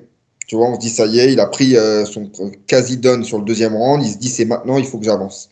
Donc, il y a plus d'action parce que finalement, sur les 2 premiers rounds, Pereira, quand il se fait toucher, ou même quand il arrive à esquiver une frappe, il n'y a même pas de tentative de contre. Il fait rien. Là, il essaye de faire son jeu, finalement. Et pour moi, il n'y a pas assez de succès. Oui, il y a des touches. Il n'y a pas assez de succès. Il y a Ankalaev qui touche aussi. Plus tu rajoutes à ça le contrôle en lutte. Pour moi, c'est ça qui fait pencher la balance pour Ankalaev. Ouais, mais le contrôle, ça vient en deuxième cas, tu vois, c'est ce que je te disais tout à l'heure. C'est d'abord les dégâts, et dans le contrôle en lutte, tu vois, t'as des genoux des 2 côtés, hein, de toute façon. Et puis surtout, le contrôle en lutte, quand tu regardes, puis t'as un gros middle aussi de Pereira. Contrôle en lutte, tu as Pereira qui sort assez facilement, finalement, des contrôles. Le premier contrôle, il sort assez facilement, il tire la nuque, il se décale, il sort. Alors oui, après, il revient le coller. Déjà, tu sais, tu vois, entre la première et la deuxième lecture, parce que tu as 2 contrôles lutte sur ce round. Et entre les deux, tu vois, tu as Ankalaev qui envoie un crochet. Et en fait, en première lecture, je le voyais le prendre, le crochet, Pereira. En deuxième lecture, en fait, il passe pas. Non, il passe à côté. Il l'envoie juste pour recoller, tu vois. C'est pour masquer sa deuxième entrée. Pour masquer, pour recoller. Mais tu vois, pour te dire à quel point j'étais vraiment dans la... Enfin, tu vois, vraiment, Ankalaev, il m'a tellement surpris, entre guillemets, parce que on savait qu'il allait chercher à le coller à la cage. Tu sais, quand on a fait notre pronostic, on a quand même dit que potentiellement il y avait un chemin vers la décision. Donc on savait qu'il y avait une possibilité d'un chemin vers la décision. Maintenant, personne, et alors là, tu pouvais me prendre n'importe qui, personne, même si on disait qu'il fallait respecter la boxe d'Ankalaev, parce qu'on l'a dit, hein, ce qu'il faisait bien et tout ça, il n'y avait pas de souci, personne ne s'est dit, et ça, j'aimerais bien entendre les mythos qui vont nous le dire, que Ankalaev, il allait mettre KO Pereira debout et qu'il allait lui rouler dessus debout et tout ça. C'était, il va l'amener au sol, il va lui faire enfin, tu vois, il va le maintenir au sol. Et c'était ça sur 5 rounds. Tous ceux qui voyaient, et nous les premiers, un chemin vers la décision, c'était du contrôle cage ou alors de l'amener au sol avec du contrôle au sol. Ce qu'il a très bien fait. Sauf que derrière, tu vois un Pereira quand même qui arrive à s'extirper du contrôle cage, qui jamais se fait amener au sol.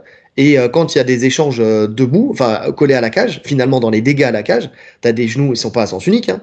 Tu as des genoux des deux côtés, tu as des frappes des deux côtés à la tête, tu as des frappes des deux côtés. Donc c'est plutôt équilibré. Donc après, moi je prends.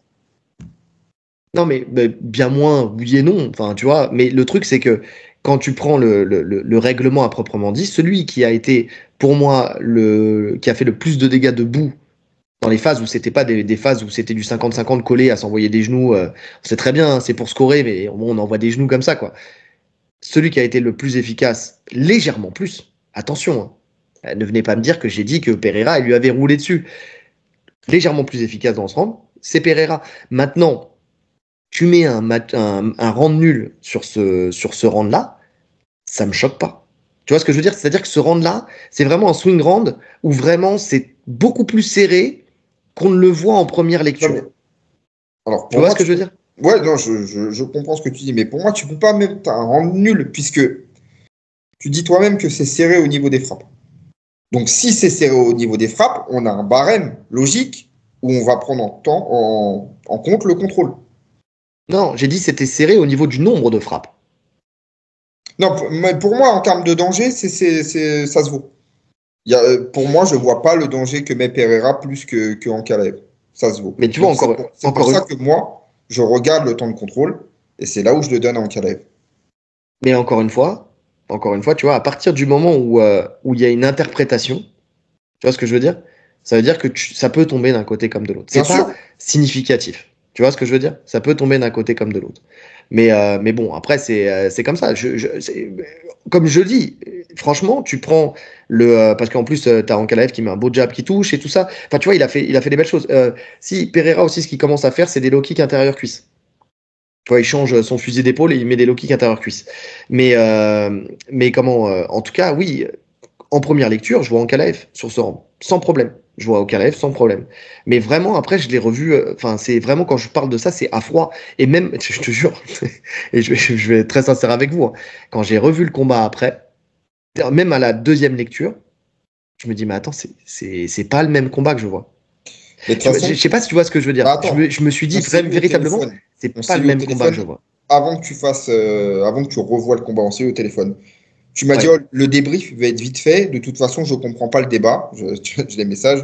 On a dit tous les deux, c'est unanime pour Ankalaev. Je ne comprends pas le débat. Ouais. Et après, revision, tu as réussi à changer d'avis. C'est pas que j'ai réussi à changer d'avis. C'est parce que je me suis pas convaincu. C'est parce que j'entends déjà les premiers commentaires où il veut tellement voir Pereira gagner, qu'il a été chercher le moindre truc pour faire gagner Pereira, nanani. Non, c'est pas que j'ai pas cherché. C'est que j'ai revu le combat. Et comme je te dis, à la lumière de ce que tu dis là, c'était en me disant, ça va ne faire que confirmer finalement ce que tu vois, ça va faire que confirmer. Et puis quand tu regardes, tu te dis, bah en fait, pas tant que ça en fait. Pas tant que ça. Je dis pas que je retire la victoire à Ankalaev, hein, tu vois. Mais qu'est-ce que je t'ai dit tout à l'heure? Je t'ai dit, split decision, ça m'aurait pas choqué non plus. Tu vois, une décision unanime, ça me choque un peu plus. En tout cas, quand tu vois ce round-là, parce que pour moi, c'est un round qui est décisif. Pour le coup, ce round 3. Et je te dis, je suis pas le seul. Chris Gainach, première lecture, il arrive, il dit, moi, round 3, Pereira. T'as Daniel Cormier. Alors, il y en a qui vont dire, oui, mais Daniel Cormier, c'est l'UFC, ils veulent voir gagner Pereira. Oui, mais peut-être pas, en fait. Je suis d'accord, ça se trouve, oui. Mais peut-être pas. Peut-être que c'est juste qu'il est honnête et qui dit, bah, moi, comme là, je le vois parce que lui, il est devant la cage, hein. Il est là, il est en première. Enfin, tu vois, il est comme les juges, quoi. Il est devant la cage. Et il a le ressenti des frappes, tu vois, il y a plein de choses qui jouent. Et tu te dis, ouais, bah, peut-être que, en fait, oui, il a peut-être raison. Il y a peut-être deux. Tu vois, quand tu écoutes les commentateurs anglais, qui sont beaucoup plus posés, d'ailleurs, tu sais, qui sont plus dans l'analyse, enfin américains plutôt, disent pour eux, à l'entame du round 5, il y a 2-2. Avec un round 3 pour Pereira. Tu vois. Non, ouais, pour moi, je lui donne le 3. Et je pense que c'est pas déconnant parce que comme tu dis, en première lecture, tu lui donnes le 3 aussi.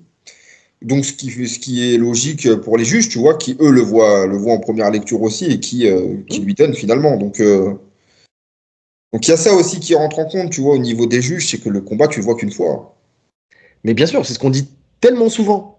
Mais par contre, c'est ce que je te disais, tu vois, sur les stats, les scoring, tu sais, médias, parce que je vais sur MMA Décision, moi j'aime bien avoir le scoring des médias pour me faire aussi une idée. Tu avais à peu près 50%, 50%, enfin un peu plus. Je crois que tu avais 11 médias qui donnaient Ankalaev, 9 médias qui donnaient Pereira, et tu avais un média qui donnait match nul, tu vois. Et je parlais avec Julien, lui, tu vois, il me dit match nul, ça me choque pas non plus. Julien Casier. Il dit match nul, ça me choque pas, tu vois. Moi, perso, match nul, ça me choque. Match nul, ça me choque parce que ça serait vraiment pas récompensé le travail d'Ankalaev sur la globalité du combat. Hmm. Non, si on prend l'ensemble du combat, Il n'y a pas il photo. domine le combat. Ouais. Si tu prends l'ensemble du combat, il n'y a pas photo. Maintenant, on est en MMA et on sait que c'est scoré round par round. C'est pas l'ensemble du combat. Ouais, C'est-à-dire que quand il score le round, il score pas, il sait pas ce qui va se passer derrière le juge. Tu vois non, ce que non, je mais veux c'est dire? sûr, bien Donc sûr. on est d'accord. Maintenant, sur l'entièreté du combat, bien sûr, et on en parlera tout à l'heure, parce que ça, je veux bien qu'on le garde vraiment pour la fin sur le côté Fight IQ. Mais oui, je suis d'accord. Sur l'ensemble du combat, je suis d'accord. On enchaîne round 4. Donc le round 4 avec un Ankalaev qui passe très rapidement sous le crochet, et c'est là où il est intelligent. Sous le crochet pour venir en lutte tout de suite et coller Pereira debout. Alors je pense qu'il voulait l'amener en première intention, mais t'as Pereira qui défend une nouvelle fois, enfin qui est très stable, hein. Franchement, la En fait, stabilité de Pereira, c'est ouais, impressionnant. c'est un mur. C'est un mur, Pereira. Mais ça, on le savait, hein. Je suis pas surpris sur ces phases-là, moi. Mm. Je sais pas ce que tu en penses, mais je suis vraiment pas surpris sur les phases de défense à la cage, le Greco, etc. Par contre, il essaye de l'emmener plusieurs fois, mais je pense pas qu'il met 100% pour l'emmener.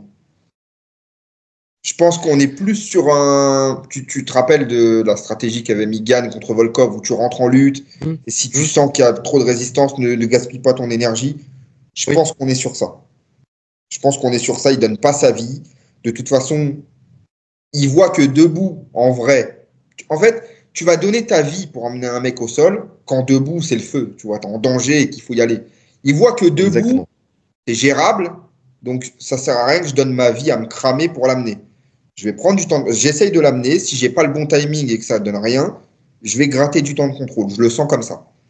Oui, puis je pense que l'idée, c'était vraiment déjà de stopper Pereira dans son action, tu vois, parce qu'il sait qu'à partir du round 4 où il commence à avancer, on l'avait vu, hein, contre Rountree. C'est parce qu'il a plus le Et choix. donc, c'était intelligent de faire ça pour le casser, surtout que tu vois que dans le round 3, justement, il commence justement à sortir son jeu habituel. Ah ouais. Donc, il l'a stoppé dans son action. Et puis, en plus de ça, c'est un moyen, je pense, de le fatiguer. De ne pas l'avoir fait plus tôt, de le faire maintenant, c'est toi de ne pas te fatiguer. Donc, à la F, de pouvoir se dire, bon, bah, je le fais sur un round qui est important, parce qu'on commence à être dans les championship rounds. Et puis, en plus de ça, lui, je vais l'user un petit peu. Et ce que je note, c'est que tu vois un Pereira quand même qui est entamé. Tu vois, je l'ai noté dans le round, quand ça sort que l'arbitre les sépare, parce que c'est dans ce round-là où Godard il les sépare. Alors là aussi, il y a débat hein, entre il fallait pas. Moi, pour moi, tu vois, je note qu'il le colle. Tu vois, il colle Pereira, il reste debout, il sort, Ankalaev le recolle. Mais tu sais, autant sur le round 2, je vois, il le colle, il y a des genoux, bon, même si c'est bien défendu et tout ça, mais tu vois, je note qu'il y a des genoux. Autant sur ce round-là, je vois que c'est collé. Après, oui, quand il le recolle, mince, pardon, Bah, j'ai cliqué sur un truc. c'est quand il le recolle qu'il Quand il faut le se séparer. recolle, non, il le colle 3 fois dans le round. Il le colle une première fois, d'accord? Il passe sous le crochet, il le colle, il essaie de l'amener au sol, Ouais, ça passe pas. exactement. Oui. Il sort, mais t'as Ankalaev qui le recolle. Et après, tu as Godard qui les sépare. Ça boxe un petit peu, mais tu as Ankalaev qui le recolle au grillage et là qui place des genoux. Et il y a des genoux et je marque des genoux des deux côtés. Mais la deuxième fois, dans la première phase de clinch à la cage, justement, pour moi, et c'est pour ça que ça me choque pas que ça soit séparé, parce que il y a pas justement de frappe vraiment significative qui dit ça travaille. Justement, je trouve que ça travaille pas suffisamment. Et t'as Godard qui vient, qui s'approche, qui tape dans ses mains en disant bon, action, mais comme ça a été fait dans 1 million de combats. Et ce qui est logique en vrai, on l'a déjà dit. Et même, il y avait eu, tu te souviens, Connor, qui avait dit, alors on avait dit oui, mais en même temps, lui c'est normal, c'est un striker, blablabla, blablabla. On va pas refaire le débat. Mais on avait dit, oui, c'est pas illogique que quand ça se passe mal, quand il se passe rien collé à la cage, ou quand il se passe rien au sol, bah, que tu fasses relever. Et c'est marrant parce que tu sais, on a notre groupe de podcasteurs avec Café Crème Sport, avec Guillotine Podcast, avec Julien Casier. Et on a eu ce débat même là, parce que tu as justement Lionel du Café Crème Sport qui dit j'ai haussé un sourcil et qui a dit bah, je trouve que c'est un peu abusé qu'il l'ait séparé. Moi, je suis d'accord avec Guillotine Podcast, Arnaud de Guillotine Podcast, il dit moi ça me dérange pas parce que je trouve qu'il n'y avait pas d'action. J'ai pris un exemple tout bête. Il y a eu l'UFC Fight Pass Invitational qui a eu lieu jeudi dernier. Tu vois, tu l'as vu? Non. Il y a eu le combat, le main event, c'était Nicky Rod, donc c'est organisé par l'UFC avec les arbitres de l'UFC. Nicky Rod contre Victor Hugo. Ok. Nicky Rod, on le connaît. Son jeu de passage, de garde, c'est body lock, passage en pression. C'est un jeu qui met du temps à s'installer aussi parce que en fait, c'est pas très explosif. Il va pas sauter partout, mais par contre, il va s'installer petit à petit, il va grappiller du terrain comme un boa, tu vois. Et il y a un moment où l'arbitre, il a fait stop. Alors qu'il commençait en plus à. Il était au moment où il allait finaliser son passage. L'arbitre a dit stop, les gars, debout. C'est trop long. Tu vois ce que je veux dire? Même si tu travailles, parce qu'il travaillait, stop, c'est trop long. Pour moi, là, ce qui s'est passé dans cette phase de clinch par rapport à l'autre, la dernière, où là, effectivement, il y a des genoux où ça travaille, stop, c'est trop long. Même moi, j'étais là en train de. Et même pas parce que Pereira, pas Pereira, nanani, nanana. C'est juste, écoute. Se rendre, je me fais chier, quoi. Tu sais, il est très utile, mais cette phase de clinch, elle me fait chier parce qu'elle est trop longue. Il n'y a pas de recherche d'amener au sol, il n'y a pas de recherche de dégâts. Tu sépares et tu repars debout. Et de toute façon, tu sais, parce qu'il y a un débat, et je finirai là-dessus, mais en vrai de vrai, tu l'as dit tout à l'heure pour le round d'avant. Tu l'as dit, il se fatigue pas parce qu'il sait que debout, en boxe, tu vois, il y a pas de danger. Moi, que Godard, il sépare, je suis pas en train de me dire à ce moment-là, waouh, c'est bon, il l'a séparé, c'est le moment où Pereira, il va le mettre KO. Tu vois ce que je veux dire? Parce que, de toute façon, quand je le vois en première intention, pour moi, il n'y a pas de danger, d'un côté comme de l'autre, parce que, à part le knockdown, effectivement, round 2, mais j'ai pas trouvé qu'il y en ait un qui soit beaucoup plus en danger que l'autre dans les phases de boxe. Donc, ça m'a pas choqué qu'il les sépare, parce que c'est pas un game changer dans le match. Je sais pas si tu vois ce que je veux dire. C'est pas un game changer parce que ça l'a pas été, ça aurait pu l'être. On sait jamais. Ouais. Pour moi, l'arrêt, la séparation, elle n'est pas légitime. Pour moi, il fait juste que répondre au public qui est en train de huer. Pour moi, je le sens comme ça, je le perçois comme ça. Après la phase, il se passe pas voilà les trucs, mais c'est pas non plus, il n'est pas non plus en body lock en train de pousser contre la cage. Il y a un travail avec les bras, il y a quelques frappes au corps, il y a quelques genoux. C'est pas voilà l'action, mais on est sur une phase de contrôle de peut-être 40 secondes. On n'est pas sur 2 minutes de contrôle. Non, pour moi. Honnêtement, et je pense qu'on est tous biaisés en fonction de la personne qui fait le contrôle. Et moi, le premier, je suis un humain. Dans ce combat, j'étais pour Pereira. En tant que supporter, j'étais pour Pereira. Mais malgré ça, moi, ça m'a gêné le fait qu'il se sépare Ankalaev parce que je ne jugeais pas légitime de le séparer à ce moment-là. À ce moment-là, moi, ça me paraissait légitime. Autant les autres phases de clinch, j'ai pas trouvé ça déconnant, tu vois, enfin que ça reste. Autant sur celle-là, effectivement, ça m'a pas gêné parce que, en fait, tu sais pourquoi? Et je pense que ce que Godard, je pense pas qu'il était sujet. Godard, il a assez d'expérience pour pas être sujet au public, parce que t'as vu dès les premiers clinch, le public il a hué. Si c'était le cas, il aurait séparé d'autres phases de clinch. C'est pour ça que cet argument-là, je l'entends, mais en même temps, je le conçois pas parce que dès que Ankalaev, parce que le public il était pour Pereira très clairement, dès qu'Ankalaev il le collait à la cage, il y avait des huées. Dès le début, dès le premier contact au clinch, il y a eu des huées. Là, on était sur 2 phases de clinch d'affilée, et en fait, là où moi ça me gênait, c'est que je voyais le combat, enfin le round, en fait, rester collé à la cage. Et je pense que Godard, c'est ce qu'il a senti aussi. À ce moment-là, je me dis, putain, en fait, on va perdre un round collé à la cage où il se passe rien. Je suis pas d'accord. Je suis pas d'accord parce qu'on a vu justement sur toutes les autres phases de clinch que Pereira, il sort assez facilement. Il allait sortir. Je pense qu'il allait sortir. Ouais.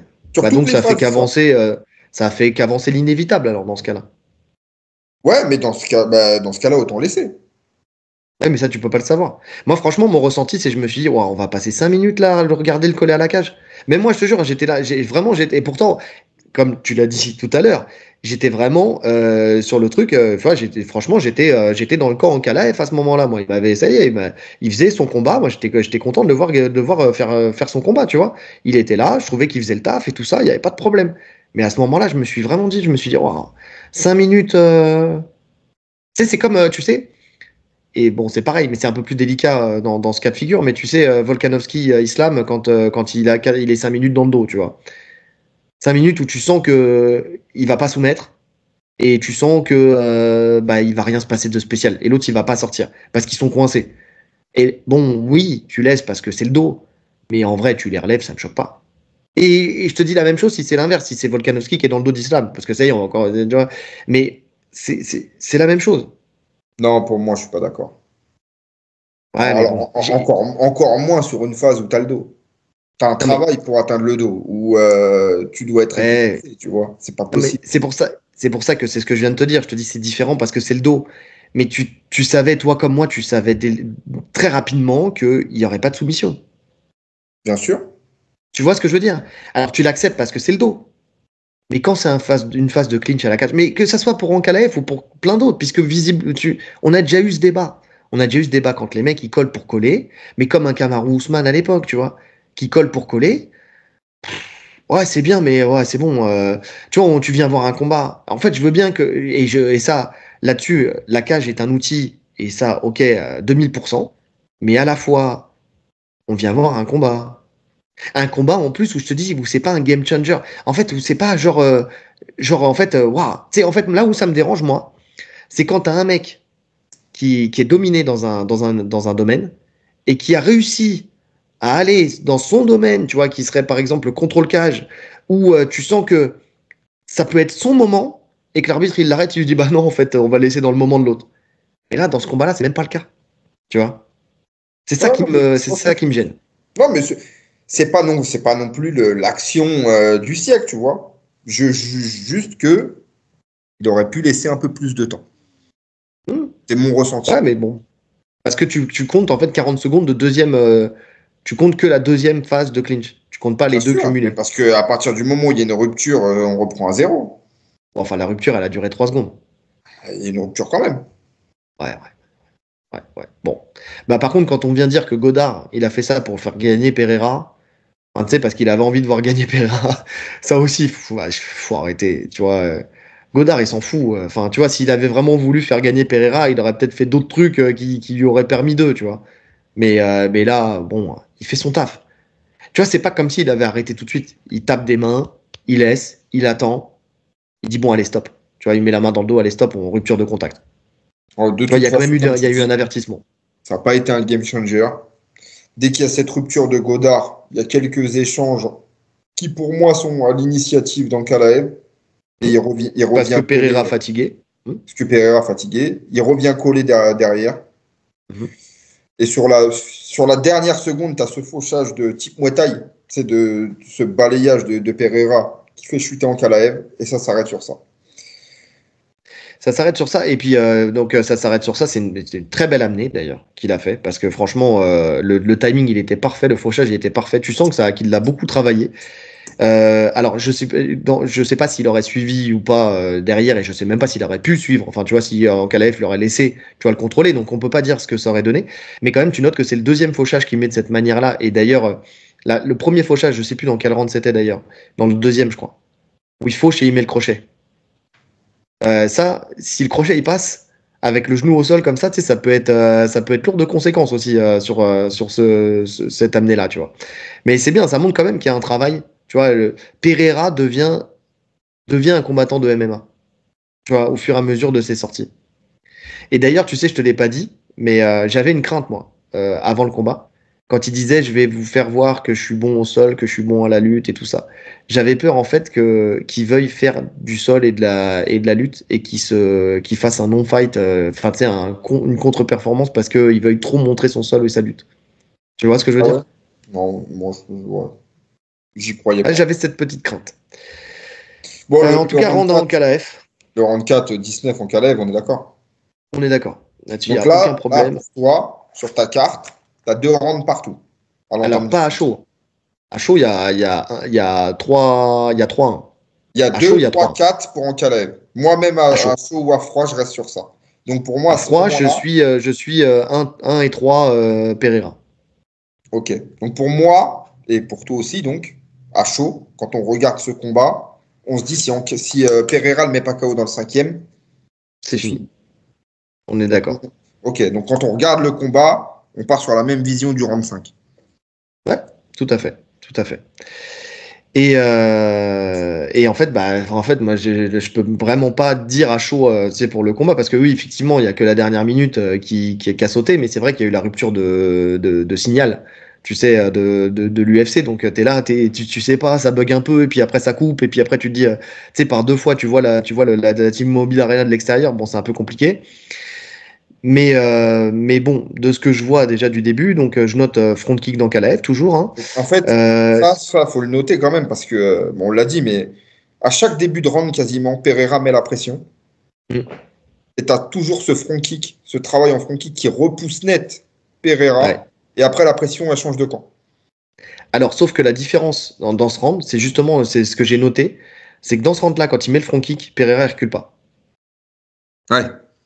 Tu vois ce que je veux dire? Ouais, ouais. C'est sur les fois d'avant, effectivement, il y en a même un qui l'envoie dans la cage, mais sur celui-là, il le prend, il bronche pas. Et en fait, c'est dommage qu'on n'ait pas eu ce Pereira dès le début, tu sais, où il vient, bah, tu vois, il l'encaisse fort. Et ce que j'ai aimé, c'est il y a un enchaînement qu'il a mis Pereira qui était très beau. C'était ce low kick, jambe avant, high kick, jambe arrière directement. Tu sais qu'il a enchaîné, bam bam. C'était vraiment pas mal. Et tu as le jab et high kick de Pereira qui sort, et notamment des jabs en contre. Il y a un moment, il met un contre en jab qui est vraiment bon, où tu as Ankalaev qui veut faire encore son shift, enfin tu vois, qui veut renvoyer son bras arrière, Ouais. ce qu'il a très bien fait tout le long du combat. Et pile au milieu, boum, il se fait stopper par le jab de Pereira. T'as Ankalaev qui colle, Pereira qui reste debout, sauf que la différence, c'est que là, il arrive à aller dans le dos. Il lui met un petit fauchage, il passe dans le dos C'est et ça que il arrive j'aime à le bien. ceinturer. Ouais. Ouais, c'est pas mal. C'était pas mal parce qu'en fait, il le décolle de la cage. Donc, il y a le Weezer. Il le décolle de la cage. Il fait un barrage arrière. Finalement, s'il garde le Weezer, il tombe. Mm. S'il garde le poids sur l'épaule, il tombe. Donc, il est obligé de lâcher pour rebasculer son poids vers l'avant. Donc, en fait, c'est lui qui lui donne le dos suite à Ouais. cette tentative qui est plus une feinte, je pense, parce qu'il n'y a pas vraiment la volonté de l'amener. Je le sens comme ça. Je Moi, je pense pense qu'il qu'il veut est. passer dans le dos. Je Ouais, il pense veut qu'il veut passer dans le vraiment dos. passer dans le dos. Le Ouais. but, c'est de passer dans le dos. Et puis après, j'ai la coupure d'écran. Donc, j'ai pas vu, même sur le replay, j'ai pas la suite. Ah, tu l'as pas? Non, non, non, même sur le Ah, donc replay. c'était vraiment un problème RMC alors. C'était Ouais, ouais. vraiment ça. Non, bah, en fait, comme d'habitude, ce qu'il fait, il le fait très bien, c'est-à-dire qu'il arrive à dégrafer les mains. Tu vois, il ouvre. Alors, j'ai plus tout clair en tête, mais en tout cas, sûr et certain, c'est qu'il tu sais, il vient, il écarte les mains, il ouvre les mains, il revient face, et puis ça finit de toute façon très peu de temps après. Mais je me demande si ça finit pas encore sur un clinch ou quelque chose comme ça. Mais quoi qu'il arrive, les deux après lèvent les bras, tu sais, tous les deux confiants d'avoir gagné ce combat. Quoi qu'il arrive, moi je donne ce round à Pereira pour le coup. Alors en première lecture, je peux pas dire parce que tu vois, enfin tu vois, t'as pas la fin, donc tu te dis en fait, je sais pas. Mais en relecture, je donne ce round à Pereira et puis de toute façon, les trois juges, si je me trompe pas. Attends, non non non, t'as deux juges qui donnent le round 5. Puisque t'as un 48-47 x 2 et t'as un 49-48. Donc qui donne ce round à Pereira et c'est pas déconnant en fait de lui donner parce qu'effectivement les dégâts là pour le coup c'est en la faveur de Pereira et les phases de clinch en fait même s'il passe dans le dos il n'y a jamais de danger tu sais d'amener au sol quelconque tu vois. Alors oui ceinture dans le dos mais c'est très bien géré comme d'habitude en fait tout simplement. Ouais. Ouais, ouais, je suis d'accord. Moi aussi, j'ai Pereira. J'ai Pereira en sachant que j'ai pas la fin. Mais si tu me décris ce qui s'est passé et qu'il n'y a pas eu de frappe particulière, je reste sur Pereira. Donc Je reste sur donc Pereira. Donc voilà. pour moi 3 rounds à 2 pour Ankalaev. 3 rounds à 2, ouais. Ouais. 3 rounds à 2. Et moi, je te dis. Alors, en fait, je sais pas si je donnerais la victoire à Pereira. Parce que tu sais, t'as toujours cette primeur au champion et tout ça, ok, d'accord. Mais en tout cas, ça m'aurait pas choqué dans ce sens-là en relecture. Je parle pas parce que franchement, comme j'ai dit sur Twitter, enfin tu vois, de toute façon, si vous voulez savoir ce que je pense du combat, parce que c'est moi qui gère le Twitter aussi, si vous voulez savoir ce que je pense, vous regardez ce que j'ai mis sur Twitter, tu vois, pendant le combat. Tu vois, si j'y retourne, je sais que j'avais mis magnifique, tu vois, magnifique combat dans KLAF. Attends, c'est là, profil. Tu vois, si je reprends ce que j'ai mis, si ça finit par charger. Ça chargera un jour. Donc, je sais qu'il y a pas de doute, il y a aucun doute, tu vois, possible sur le fait que ça soit une victoire pour Ankalaev à chaud. Il n'y a pas de problème là-dessus. Et de toute façon, peu importe que je donne le round 3, que ça soit match nul au round 3, que je le donne à Pereira ou quoi que ce soit, effectivement, tiens, j'ai mis Ankalaev fait le combat parfait. Et je note, alors ça a été reproché à beaucoup de monde de dire ça, mais tu vois, si tu dis qu'Ankalaev il a fait le combat parfait, tu vois, c'est pas lui retirer sa victoire. Mais effectivement, j'ai mis à chaud, il y a eu un non-fight de Pereira, on avait peur que sa préparation, on avait peur de sa préparation et les craintes étaient justifiées, pardon. Il s'est vu trop facile. Tu vois, c'est ce que j'ai mis, en live. Et après, j'ai rajouté, bon, par contre, on le savait déjà, mais contre Usyk, c'est même pas la peine d'imaginer ce fight. J'ai entendu plusieurs fois ce truc qui est ressorti. Qu'est-ce qui nous dit, parce que moi, je partage pas cet avis, mais qu'est-ce qui nous dit que la prépa de Pereira, elle a eu une influence sur le combat? Est-ce qu'il n'a pas été simplement nullifié par le jeu d'Ankalaev? Oui. Alors, justement, et ça, je suis d'accord avec toi. Et en fait, quand je dis un non-fight, moi, quand j'écris un non-fight, tout de suite, je pense à plusieurs scénarios. La blessure, il l'a écarté de lui-même. Tu vois. La prépa, on n'est pas les seuls à avoir eu cette crainte. On avait parlé de Daniel Cormier qui avait dit attends, le mec, il a été là, il a été dit, il a eu des décalages horaires, il a fait ceci, il avait fait cela. Ok. Et le dernier point que j'ai mis, c'est le non-fight. C'est pas un non-fight forcément qui est de ton fait.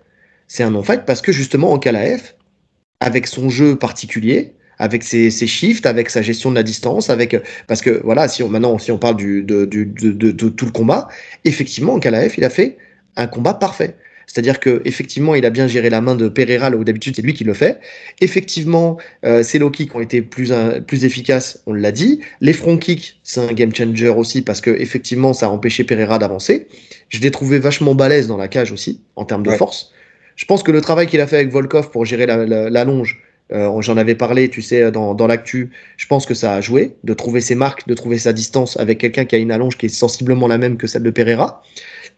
Le fait de travailler avec des feintes, parce qu'il feintait beaucoup aussi, tu sais, en levant comme s'il allait mettre le front kick pour ensuite envoyer son bras arrière, ou alors faire comme s'il allait chercher la lutte pour envoyer aussi son anglaise. Tout ce travail-là a fait que il a sûrement nullifié une bonne partie du travail de Pereira. Et d'ailleurs, on avait dit quoi? On avait dit, Pereira, le check hook, c'est pas un problème pour lui. On l'a dit dans l'analyse. Il n'y a pas eu de check hook. Il y a eu des check hooks du côté d'Ankalaev, il y en a eu. Il en a mis quelques-uns. Beaucoup moins parce que, en fait, si tu veux, Pereira, le check hook, c'est quand le mec te met la pression. C'est quand le mec avance. Et finalement, Pereira, il a quasiment jamais avancé. Non, mais justement, pourquoi il n'a pas avancé? Parce que tu le notes quand tu revois le combat. D'ailleurs, il y a un moment où il met deux crochets d'affilée. Et en fait, à chaque fois que Pereira, justement, il voulait mettre son jab, soit il checkait la main et lui envoyait le jab, ce qu'il faisait très bien, soit il y a un moment où Pereira, je sais plus dans quel round, il veut avancer, et là, d'un coup, boum, il en prend un et deux. Il en met deux d'affilée, tu sais. Et en plus, il le met d'une manière où, en fait, il se décale en le mettant, mais il se décale d'une telle façon que c'est difficilement contrable. C'est-à-dire que même si toi, tu veux envoyer ton uppercut, ton semi-uppercut, comme le fait Pereira, tu vas pas le toucher, il est déjà sorti de l'axe. Donc non, franchement, en termes de game plan, en termes d'étude d'adversaire, il a vraiment étudié les forces de Pereira. Il les a comprises et il les a nullifiées. Pour moi, quand on parle de non-fight, je le juge comme ça. Parce que revenir sur la prépa, on parle de choses qu'on ne sait pas en fait, ça relève de l'inconnu. Et quand bien même, c'est une erreur professionnelle, donc on n'a même pas à en parler. Parce que c'est sa responsabilité. C'est un combat pour le titre, il se doit d'être prêt. Donc si on juge que sur la cage, il l'a nullifié techniquement. Et en fait, voilà, c'était ça la fin de mon point de vue là-dessus sur les trois axes, tu vois, qu'il aurait fait un non-fight. C'est que de toute façon, on peut dire ce qu'on veut, seul lui le sait. Tu vois, c'est-à-dire que il y a que lui qui a ce ressenti-là. C'est-à-dire qu'on peut en parler, mais en fait, on peut pas le savoir à sa place. Alors, si, alors, les deux possibilités, c'est-à-dire soit la prépa qui était pas bonne, soit le fait qu'Ankalaev est complètement annihilé. En fait, il y a que lui, c'est son ressenti à lui, tu vois, c'est lui qui est dans les coulisses. Donc nous, on peut pas le savoir, ça, c'est pas possible. Donc, mais effectivement, non-fight, en fait, ça veut tout dire et rien dire. Ça veut tout dire et rien dire. Mais quand je parle de non-fight, en fait, c'est parce que je me questionne sur ces axes-là. Maintenant, attention, il ne faut pas retirer, et comme on vient de le dire, d'ailleurs dans un des deux non-fight, c'est ce qu'a fait Ankalaev qui lui fait faire un non-fight. Tu vois, c'est vraiment quand on parle de ces combats où tu rentres au vestiaire, tu dis en fait je suis passé à côté de mon combat. Combien de fois on en a parlé dans les débriefs? Bien Tu sûr. vois, ça peut être exactement ce qui s'est passé, où il est rentré dans le vestiaire, il a dit je suis passé à côté de mon combat. Même si pour lui, de toute façon, il gagne le combat. Il dit de toute façon, il a fait que me coller à la cage, nanana. Bon, t'as Ankalaev qui dit il a fait que courir pendant 20 minutes, nanana. Après, chacun joue son rôle et puis chacun fait sa prise de parole. Mais en tout cas, on peut pas savoir. Ankalaev, ce qu'il a très bien fait, et ça, c'est une erreur, tu vois, de Pereira. Tu sais, on parle tout le temps de paradigme, tu vois. Le paradigme, c'est dans tes enchaînements, dans ta boxe, tout ça. Mais tu peux avoir un paradigme aussi dans ta manière de gérer ton fight. Là, Pereira, il était de plus en plus dans la gestion du fight. Avec un début kick, d'ailleurs, on l'a prédit dans l'analyse, et puis après, il commence à accélérer à partir du quatrième. Ankalaev, ce qu'il a fait, ce choix d'aller lutter au quatrième, pour le stopper en fait dans le moment où il va faire son augmentation, tu vois, de rythme. C'est parfait. C'est parfait. Premier crochet, il vient, il rentre dans les jambes. C'est parfait. Là, pour une fois, tu vois, on parlait du fight IQ dans Ankalaev, et c'est pour ça, souviens-toi, quand on nous a posé la question sur les mauvais fight IQ. J'ai dit, je donne pas de réponse avant le combat contre Pereira. Ouais. Tu sais, dans les combattants les plus débiles. J'avais dit ça, tu te souviens de ça? Vous pouvez tous reprendre les images. J'avais dit, je ne donne pas de réponse avant ce combat-là. Et ben, force est de constater que là, il a sorti son cerveau. Il y est allé, il a fait un combat intelligent. Il a suivi son game plan à la lettre. Voilà. C'est tout. Il a fait un très bon fight. Alors, c'était pas le fight le plus fun du Ah moment. Non. Alors là, pour le coup, pour l'avoir revu en plus plusieurs fois, d'ailleurs, on se dirige vers une revanche. Hein. Oui. Bon, c'est une revanche que je trouve logique. Oui et non, parce que on en dit, enfin, je te dirai Pereira après. Vas-y, ouais. Ah ouais, c'est une revanche que je trouve logique, même si elle m'emballe pas plus que ça. Ça m'emballe pas plus que ça. Alors, pourquoi cette revanche, elle est logique? Moi, je suis d'accord, cette revanche, elle est logique parce que ça peut tomber d'un côté comme de l'autre. La preuve, hein, c'est que, tu vois, quand je le revois à froid, je me dis que ça aurait pu tomber d'un côté comme de l'autre. C'est pas, il y a pas, autant au début, je me dis non, Ankalaev, il lui a roulé dessus, autant là, je me dis qu'un Pereira qui rentre un peu plus dedans, tu vois, ça peut changer complètement la physionomie du fight. S'il accélère un peu plus vite, s'il rentre dans le dur un peu plus vite, ça peut changer la physionomie du fight. Surtout qu'on a vu encore une fois qu'Ankalaev, force est de constater qu'il n'est pas capable de l'emmener. En tout cas, là, si je me fie à ce combat-là, il n'est pas capable d'emmener Pereira au sol. Pour le coup. 11 tentatives, 0 réussite. Même si tu cherches pas à l'amener forcément, il y a quand même un chiffre. 11 tentatives, 0% de réussite. Donc, il peut se permettre de lui rentrer un peu plus dedans, tu vois. Donc, c'est pas déconnant. Maintenant, Pereira, il a pas l'air d'être OK avec ça. Déjà, à chaud, on lui pose la question, on lui dit, tu veux une revanche? Il dit, ouais, je me laisse 2 jours de repos et je vais retourner m'entraîner, c'est ma vie. Et j'ai vu après, il parle de Dricus. Dricus voulait m'affronter. Oui, mais Dricus, il voulait t'affronter parce que tu étais champion. Tu vois, si t'es pas champion, il voudra pas t'affronter. Moi, je pense que la revanche, elle est quasiment actée déjà. T'as Dana White qui dit que lui, il est OK quand on lui pose la question. Il va très vite comprendre, même si il veut démoner fight Pereira, que Pereira, son ceinture, ça vaut plus que ça vaut. Donc, t'as pas le choix finalement. Non, c'est évident. C'est évident. Il peut pas rester. De toute façon, ça sera l'axe de négociation de Dana White. Hein. Il va lui dire, écoute, frérot, t'es gentil, mais... Tu veux monter en lourd, t'es plus champion, tu vas affronter qui? Personne. Personne va vouloir de toi, aucun intérêt. Et puis, Dricus, il va pas monter pour affronter un combattant qui n'est pas champion. Quel intérêt aussi? Oui. Donc non, il monte, ça sera pour affronter Ankalaev. On peut quasiment être sûr que la revanche est faite et actée. Parce qu'Ankalaev est plus que partant. Hein. Ce que je peux comprendre, hein, parce que De toute façon, Pereira, c'est le plus gros nom de la KT, donc potentiellement, c'est le plus gros chèque que tu prends.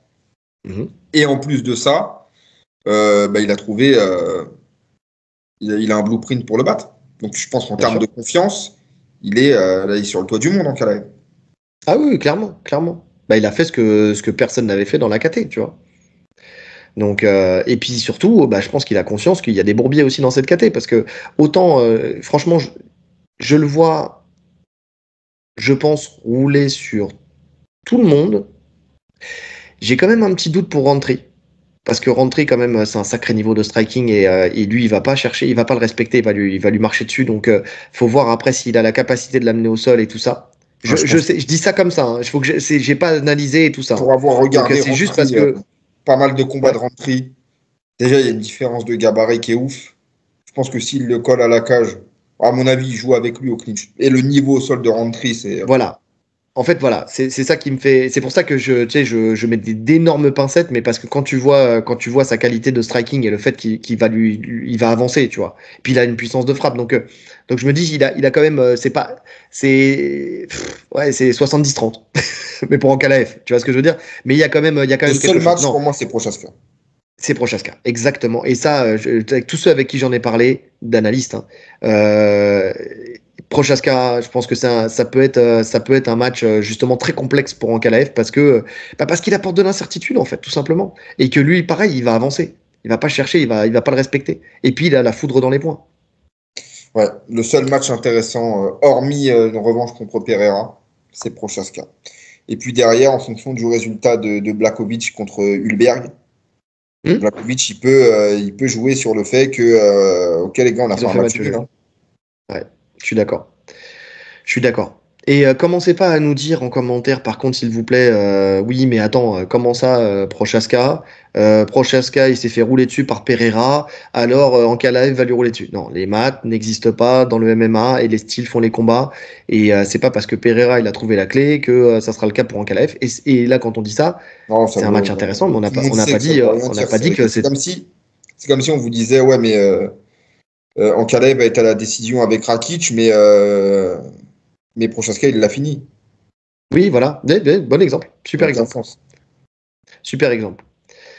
En tout cas, voilà. Oui, Ankalaev, il a gagné, certes. Les pronostics, de toute façon, on avait parlé effectivement des 30% de chances qui. Enfin, moi, je crois que tous les deux, on était sur du 70-30, hein, si je me trompe pas.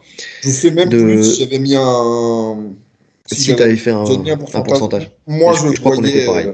Moi, je voyais Pereira facile. Honnêtement, je voyais Pereira facile debout. Le chemin de victoire, je le voyais en lutte, potentiellement pour Ankalaev s'il y avait. Et ça a été tout l'inverse. Parce que la lutte, à aucun moment, n'a été un danger pour Pereira. Et c'est sur les phases de striking qui le domine. Chapeau. Ouais, je suis d'accord. Mais par contre, l'analyse qu'on a faite, tu vois, autant le pronostic, effectivement, oui, effectivement, on voyait Pereira, au vu de l'analyse. Mais dans l'analyse qu'on a faite, il y a beaucoup de choses qui se sont passées là, qui ont été mises en lumière dans l'analyse. En fait, c'est ça le truc. Encore une fois, on le répétera jamais assez, l'analyse, c'est ce qui compte. Le pronostic, c'est la prise de risque. Tu vois, c'est la prise de risque, l'analyse. Le pronostic, ouais, pardon. L'analyse, c'est ce qui compte, c'est ça qui compte. Si vous voulez vous baser sur quelque chose, c'est là-dessus. Donc réécoutez l'analyse et vous verrez qu'il y a plein de choses qui se sont passées qui étaient mises en lumière dans cette analyse, tout simplement. Ouais. Mais en tout cas, c'était un UFC pas mal. Hein. J'ai pas vu le reste. T'as vu la carte préliminaire, toi? Non, je te parle de la main card.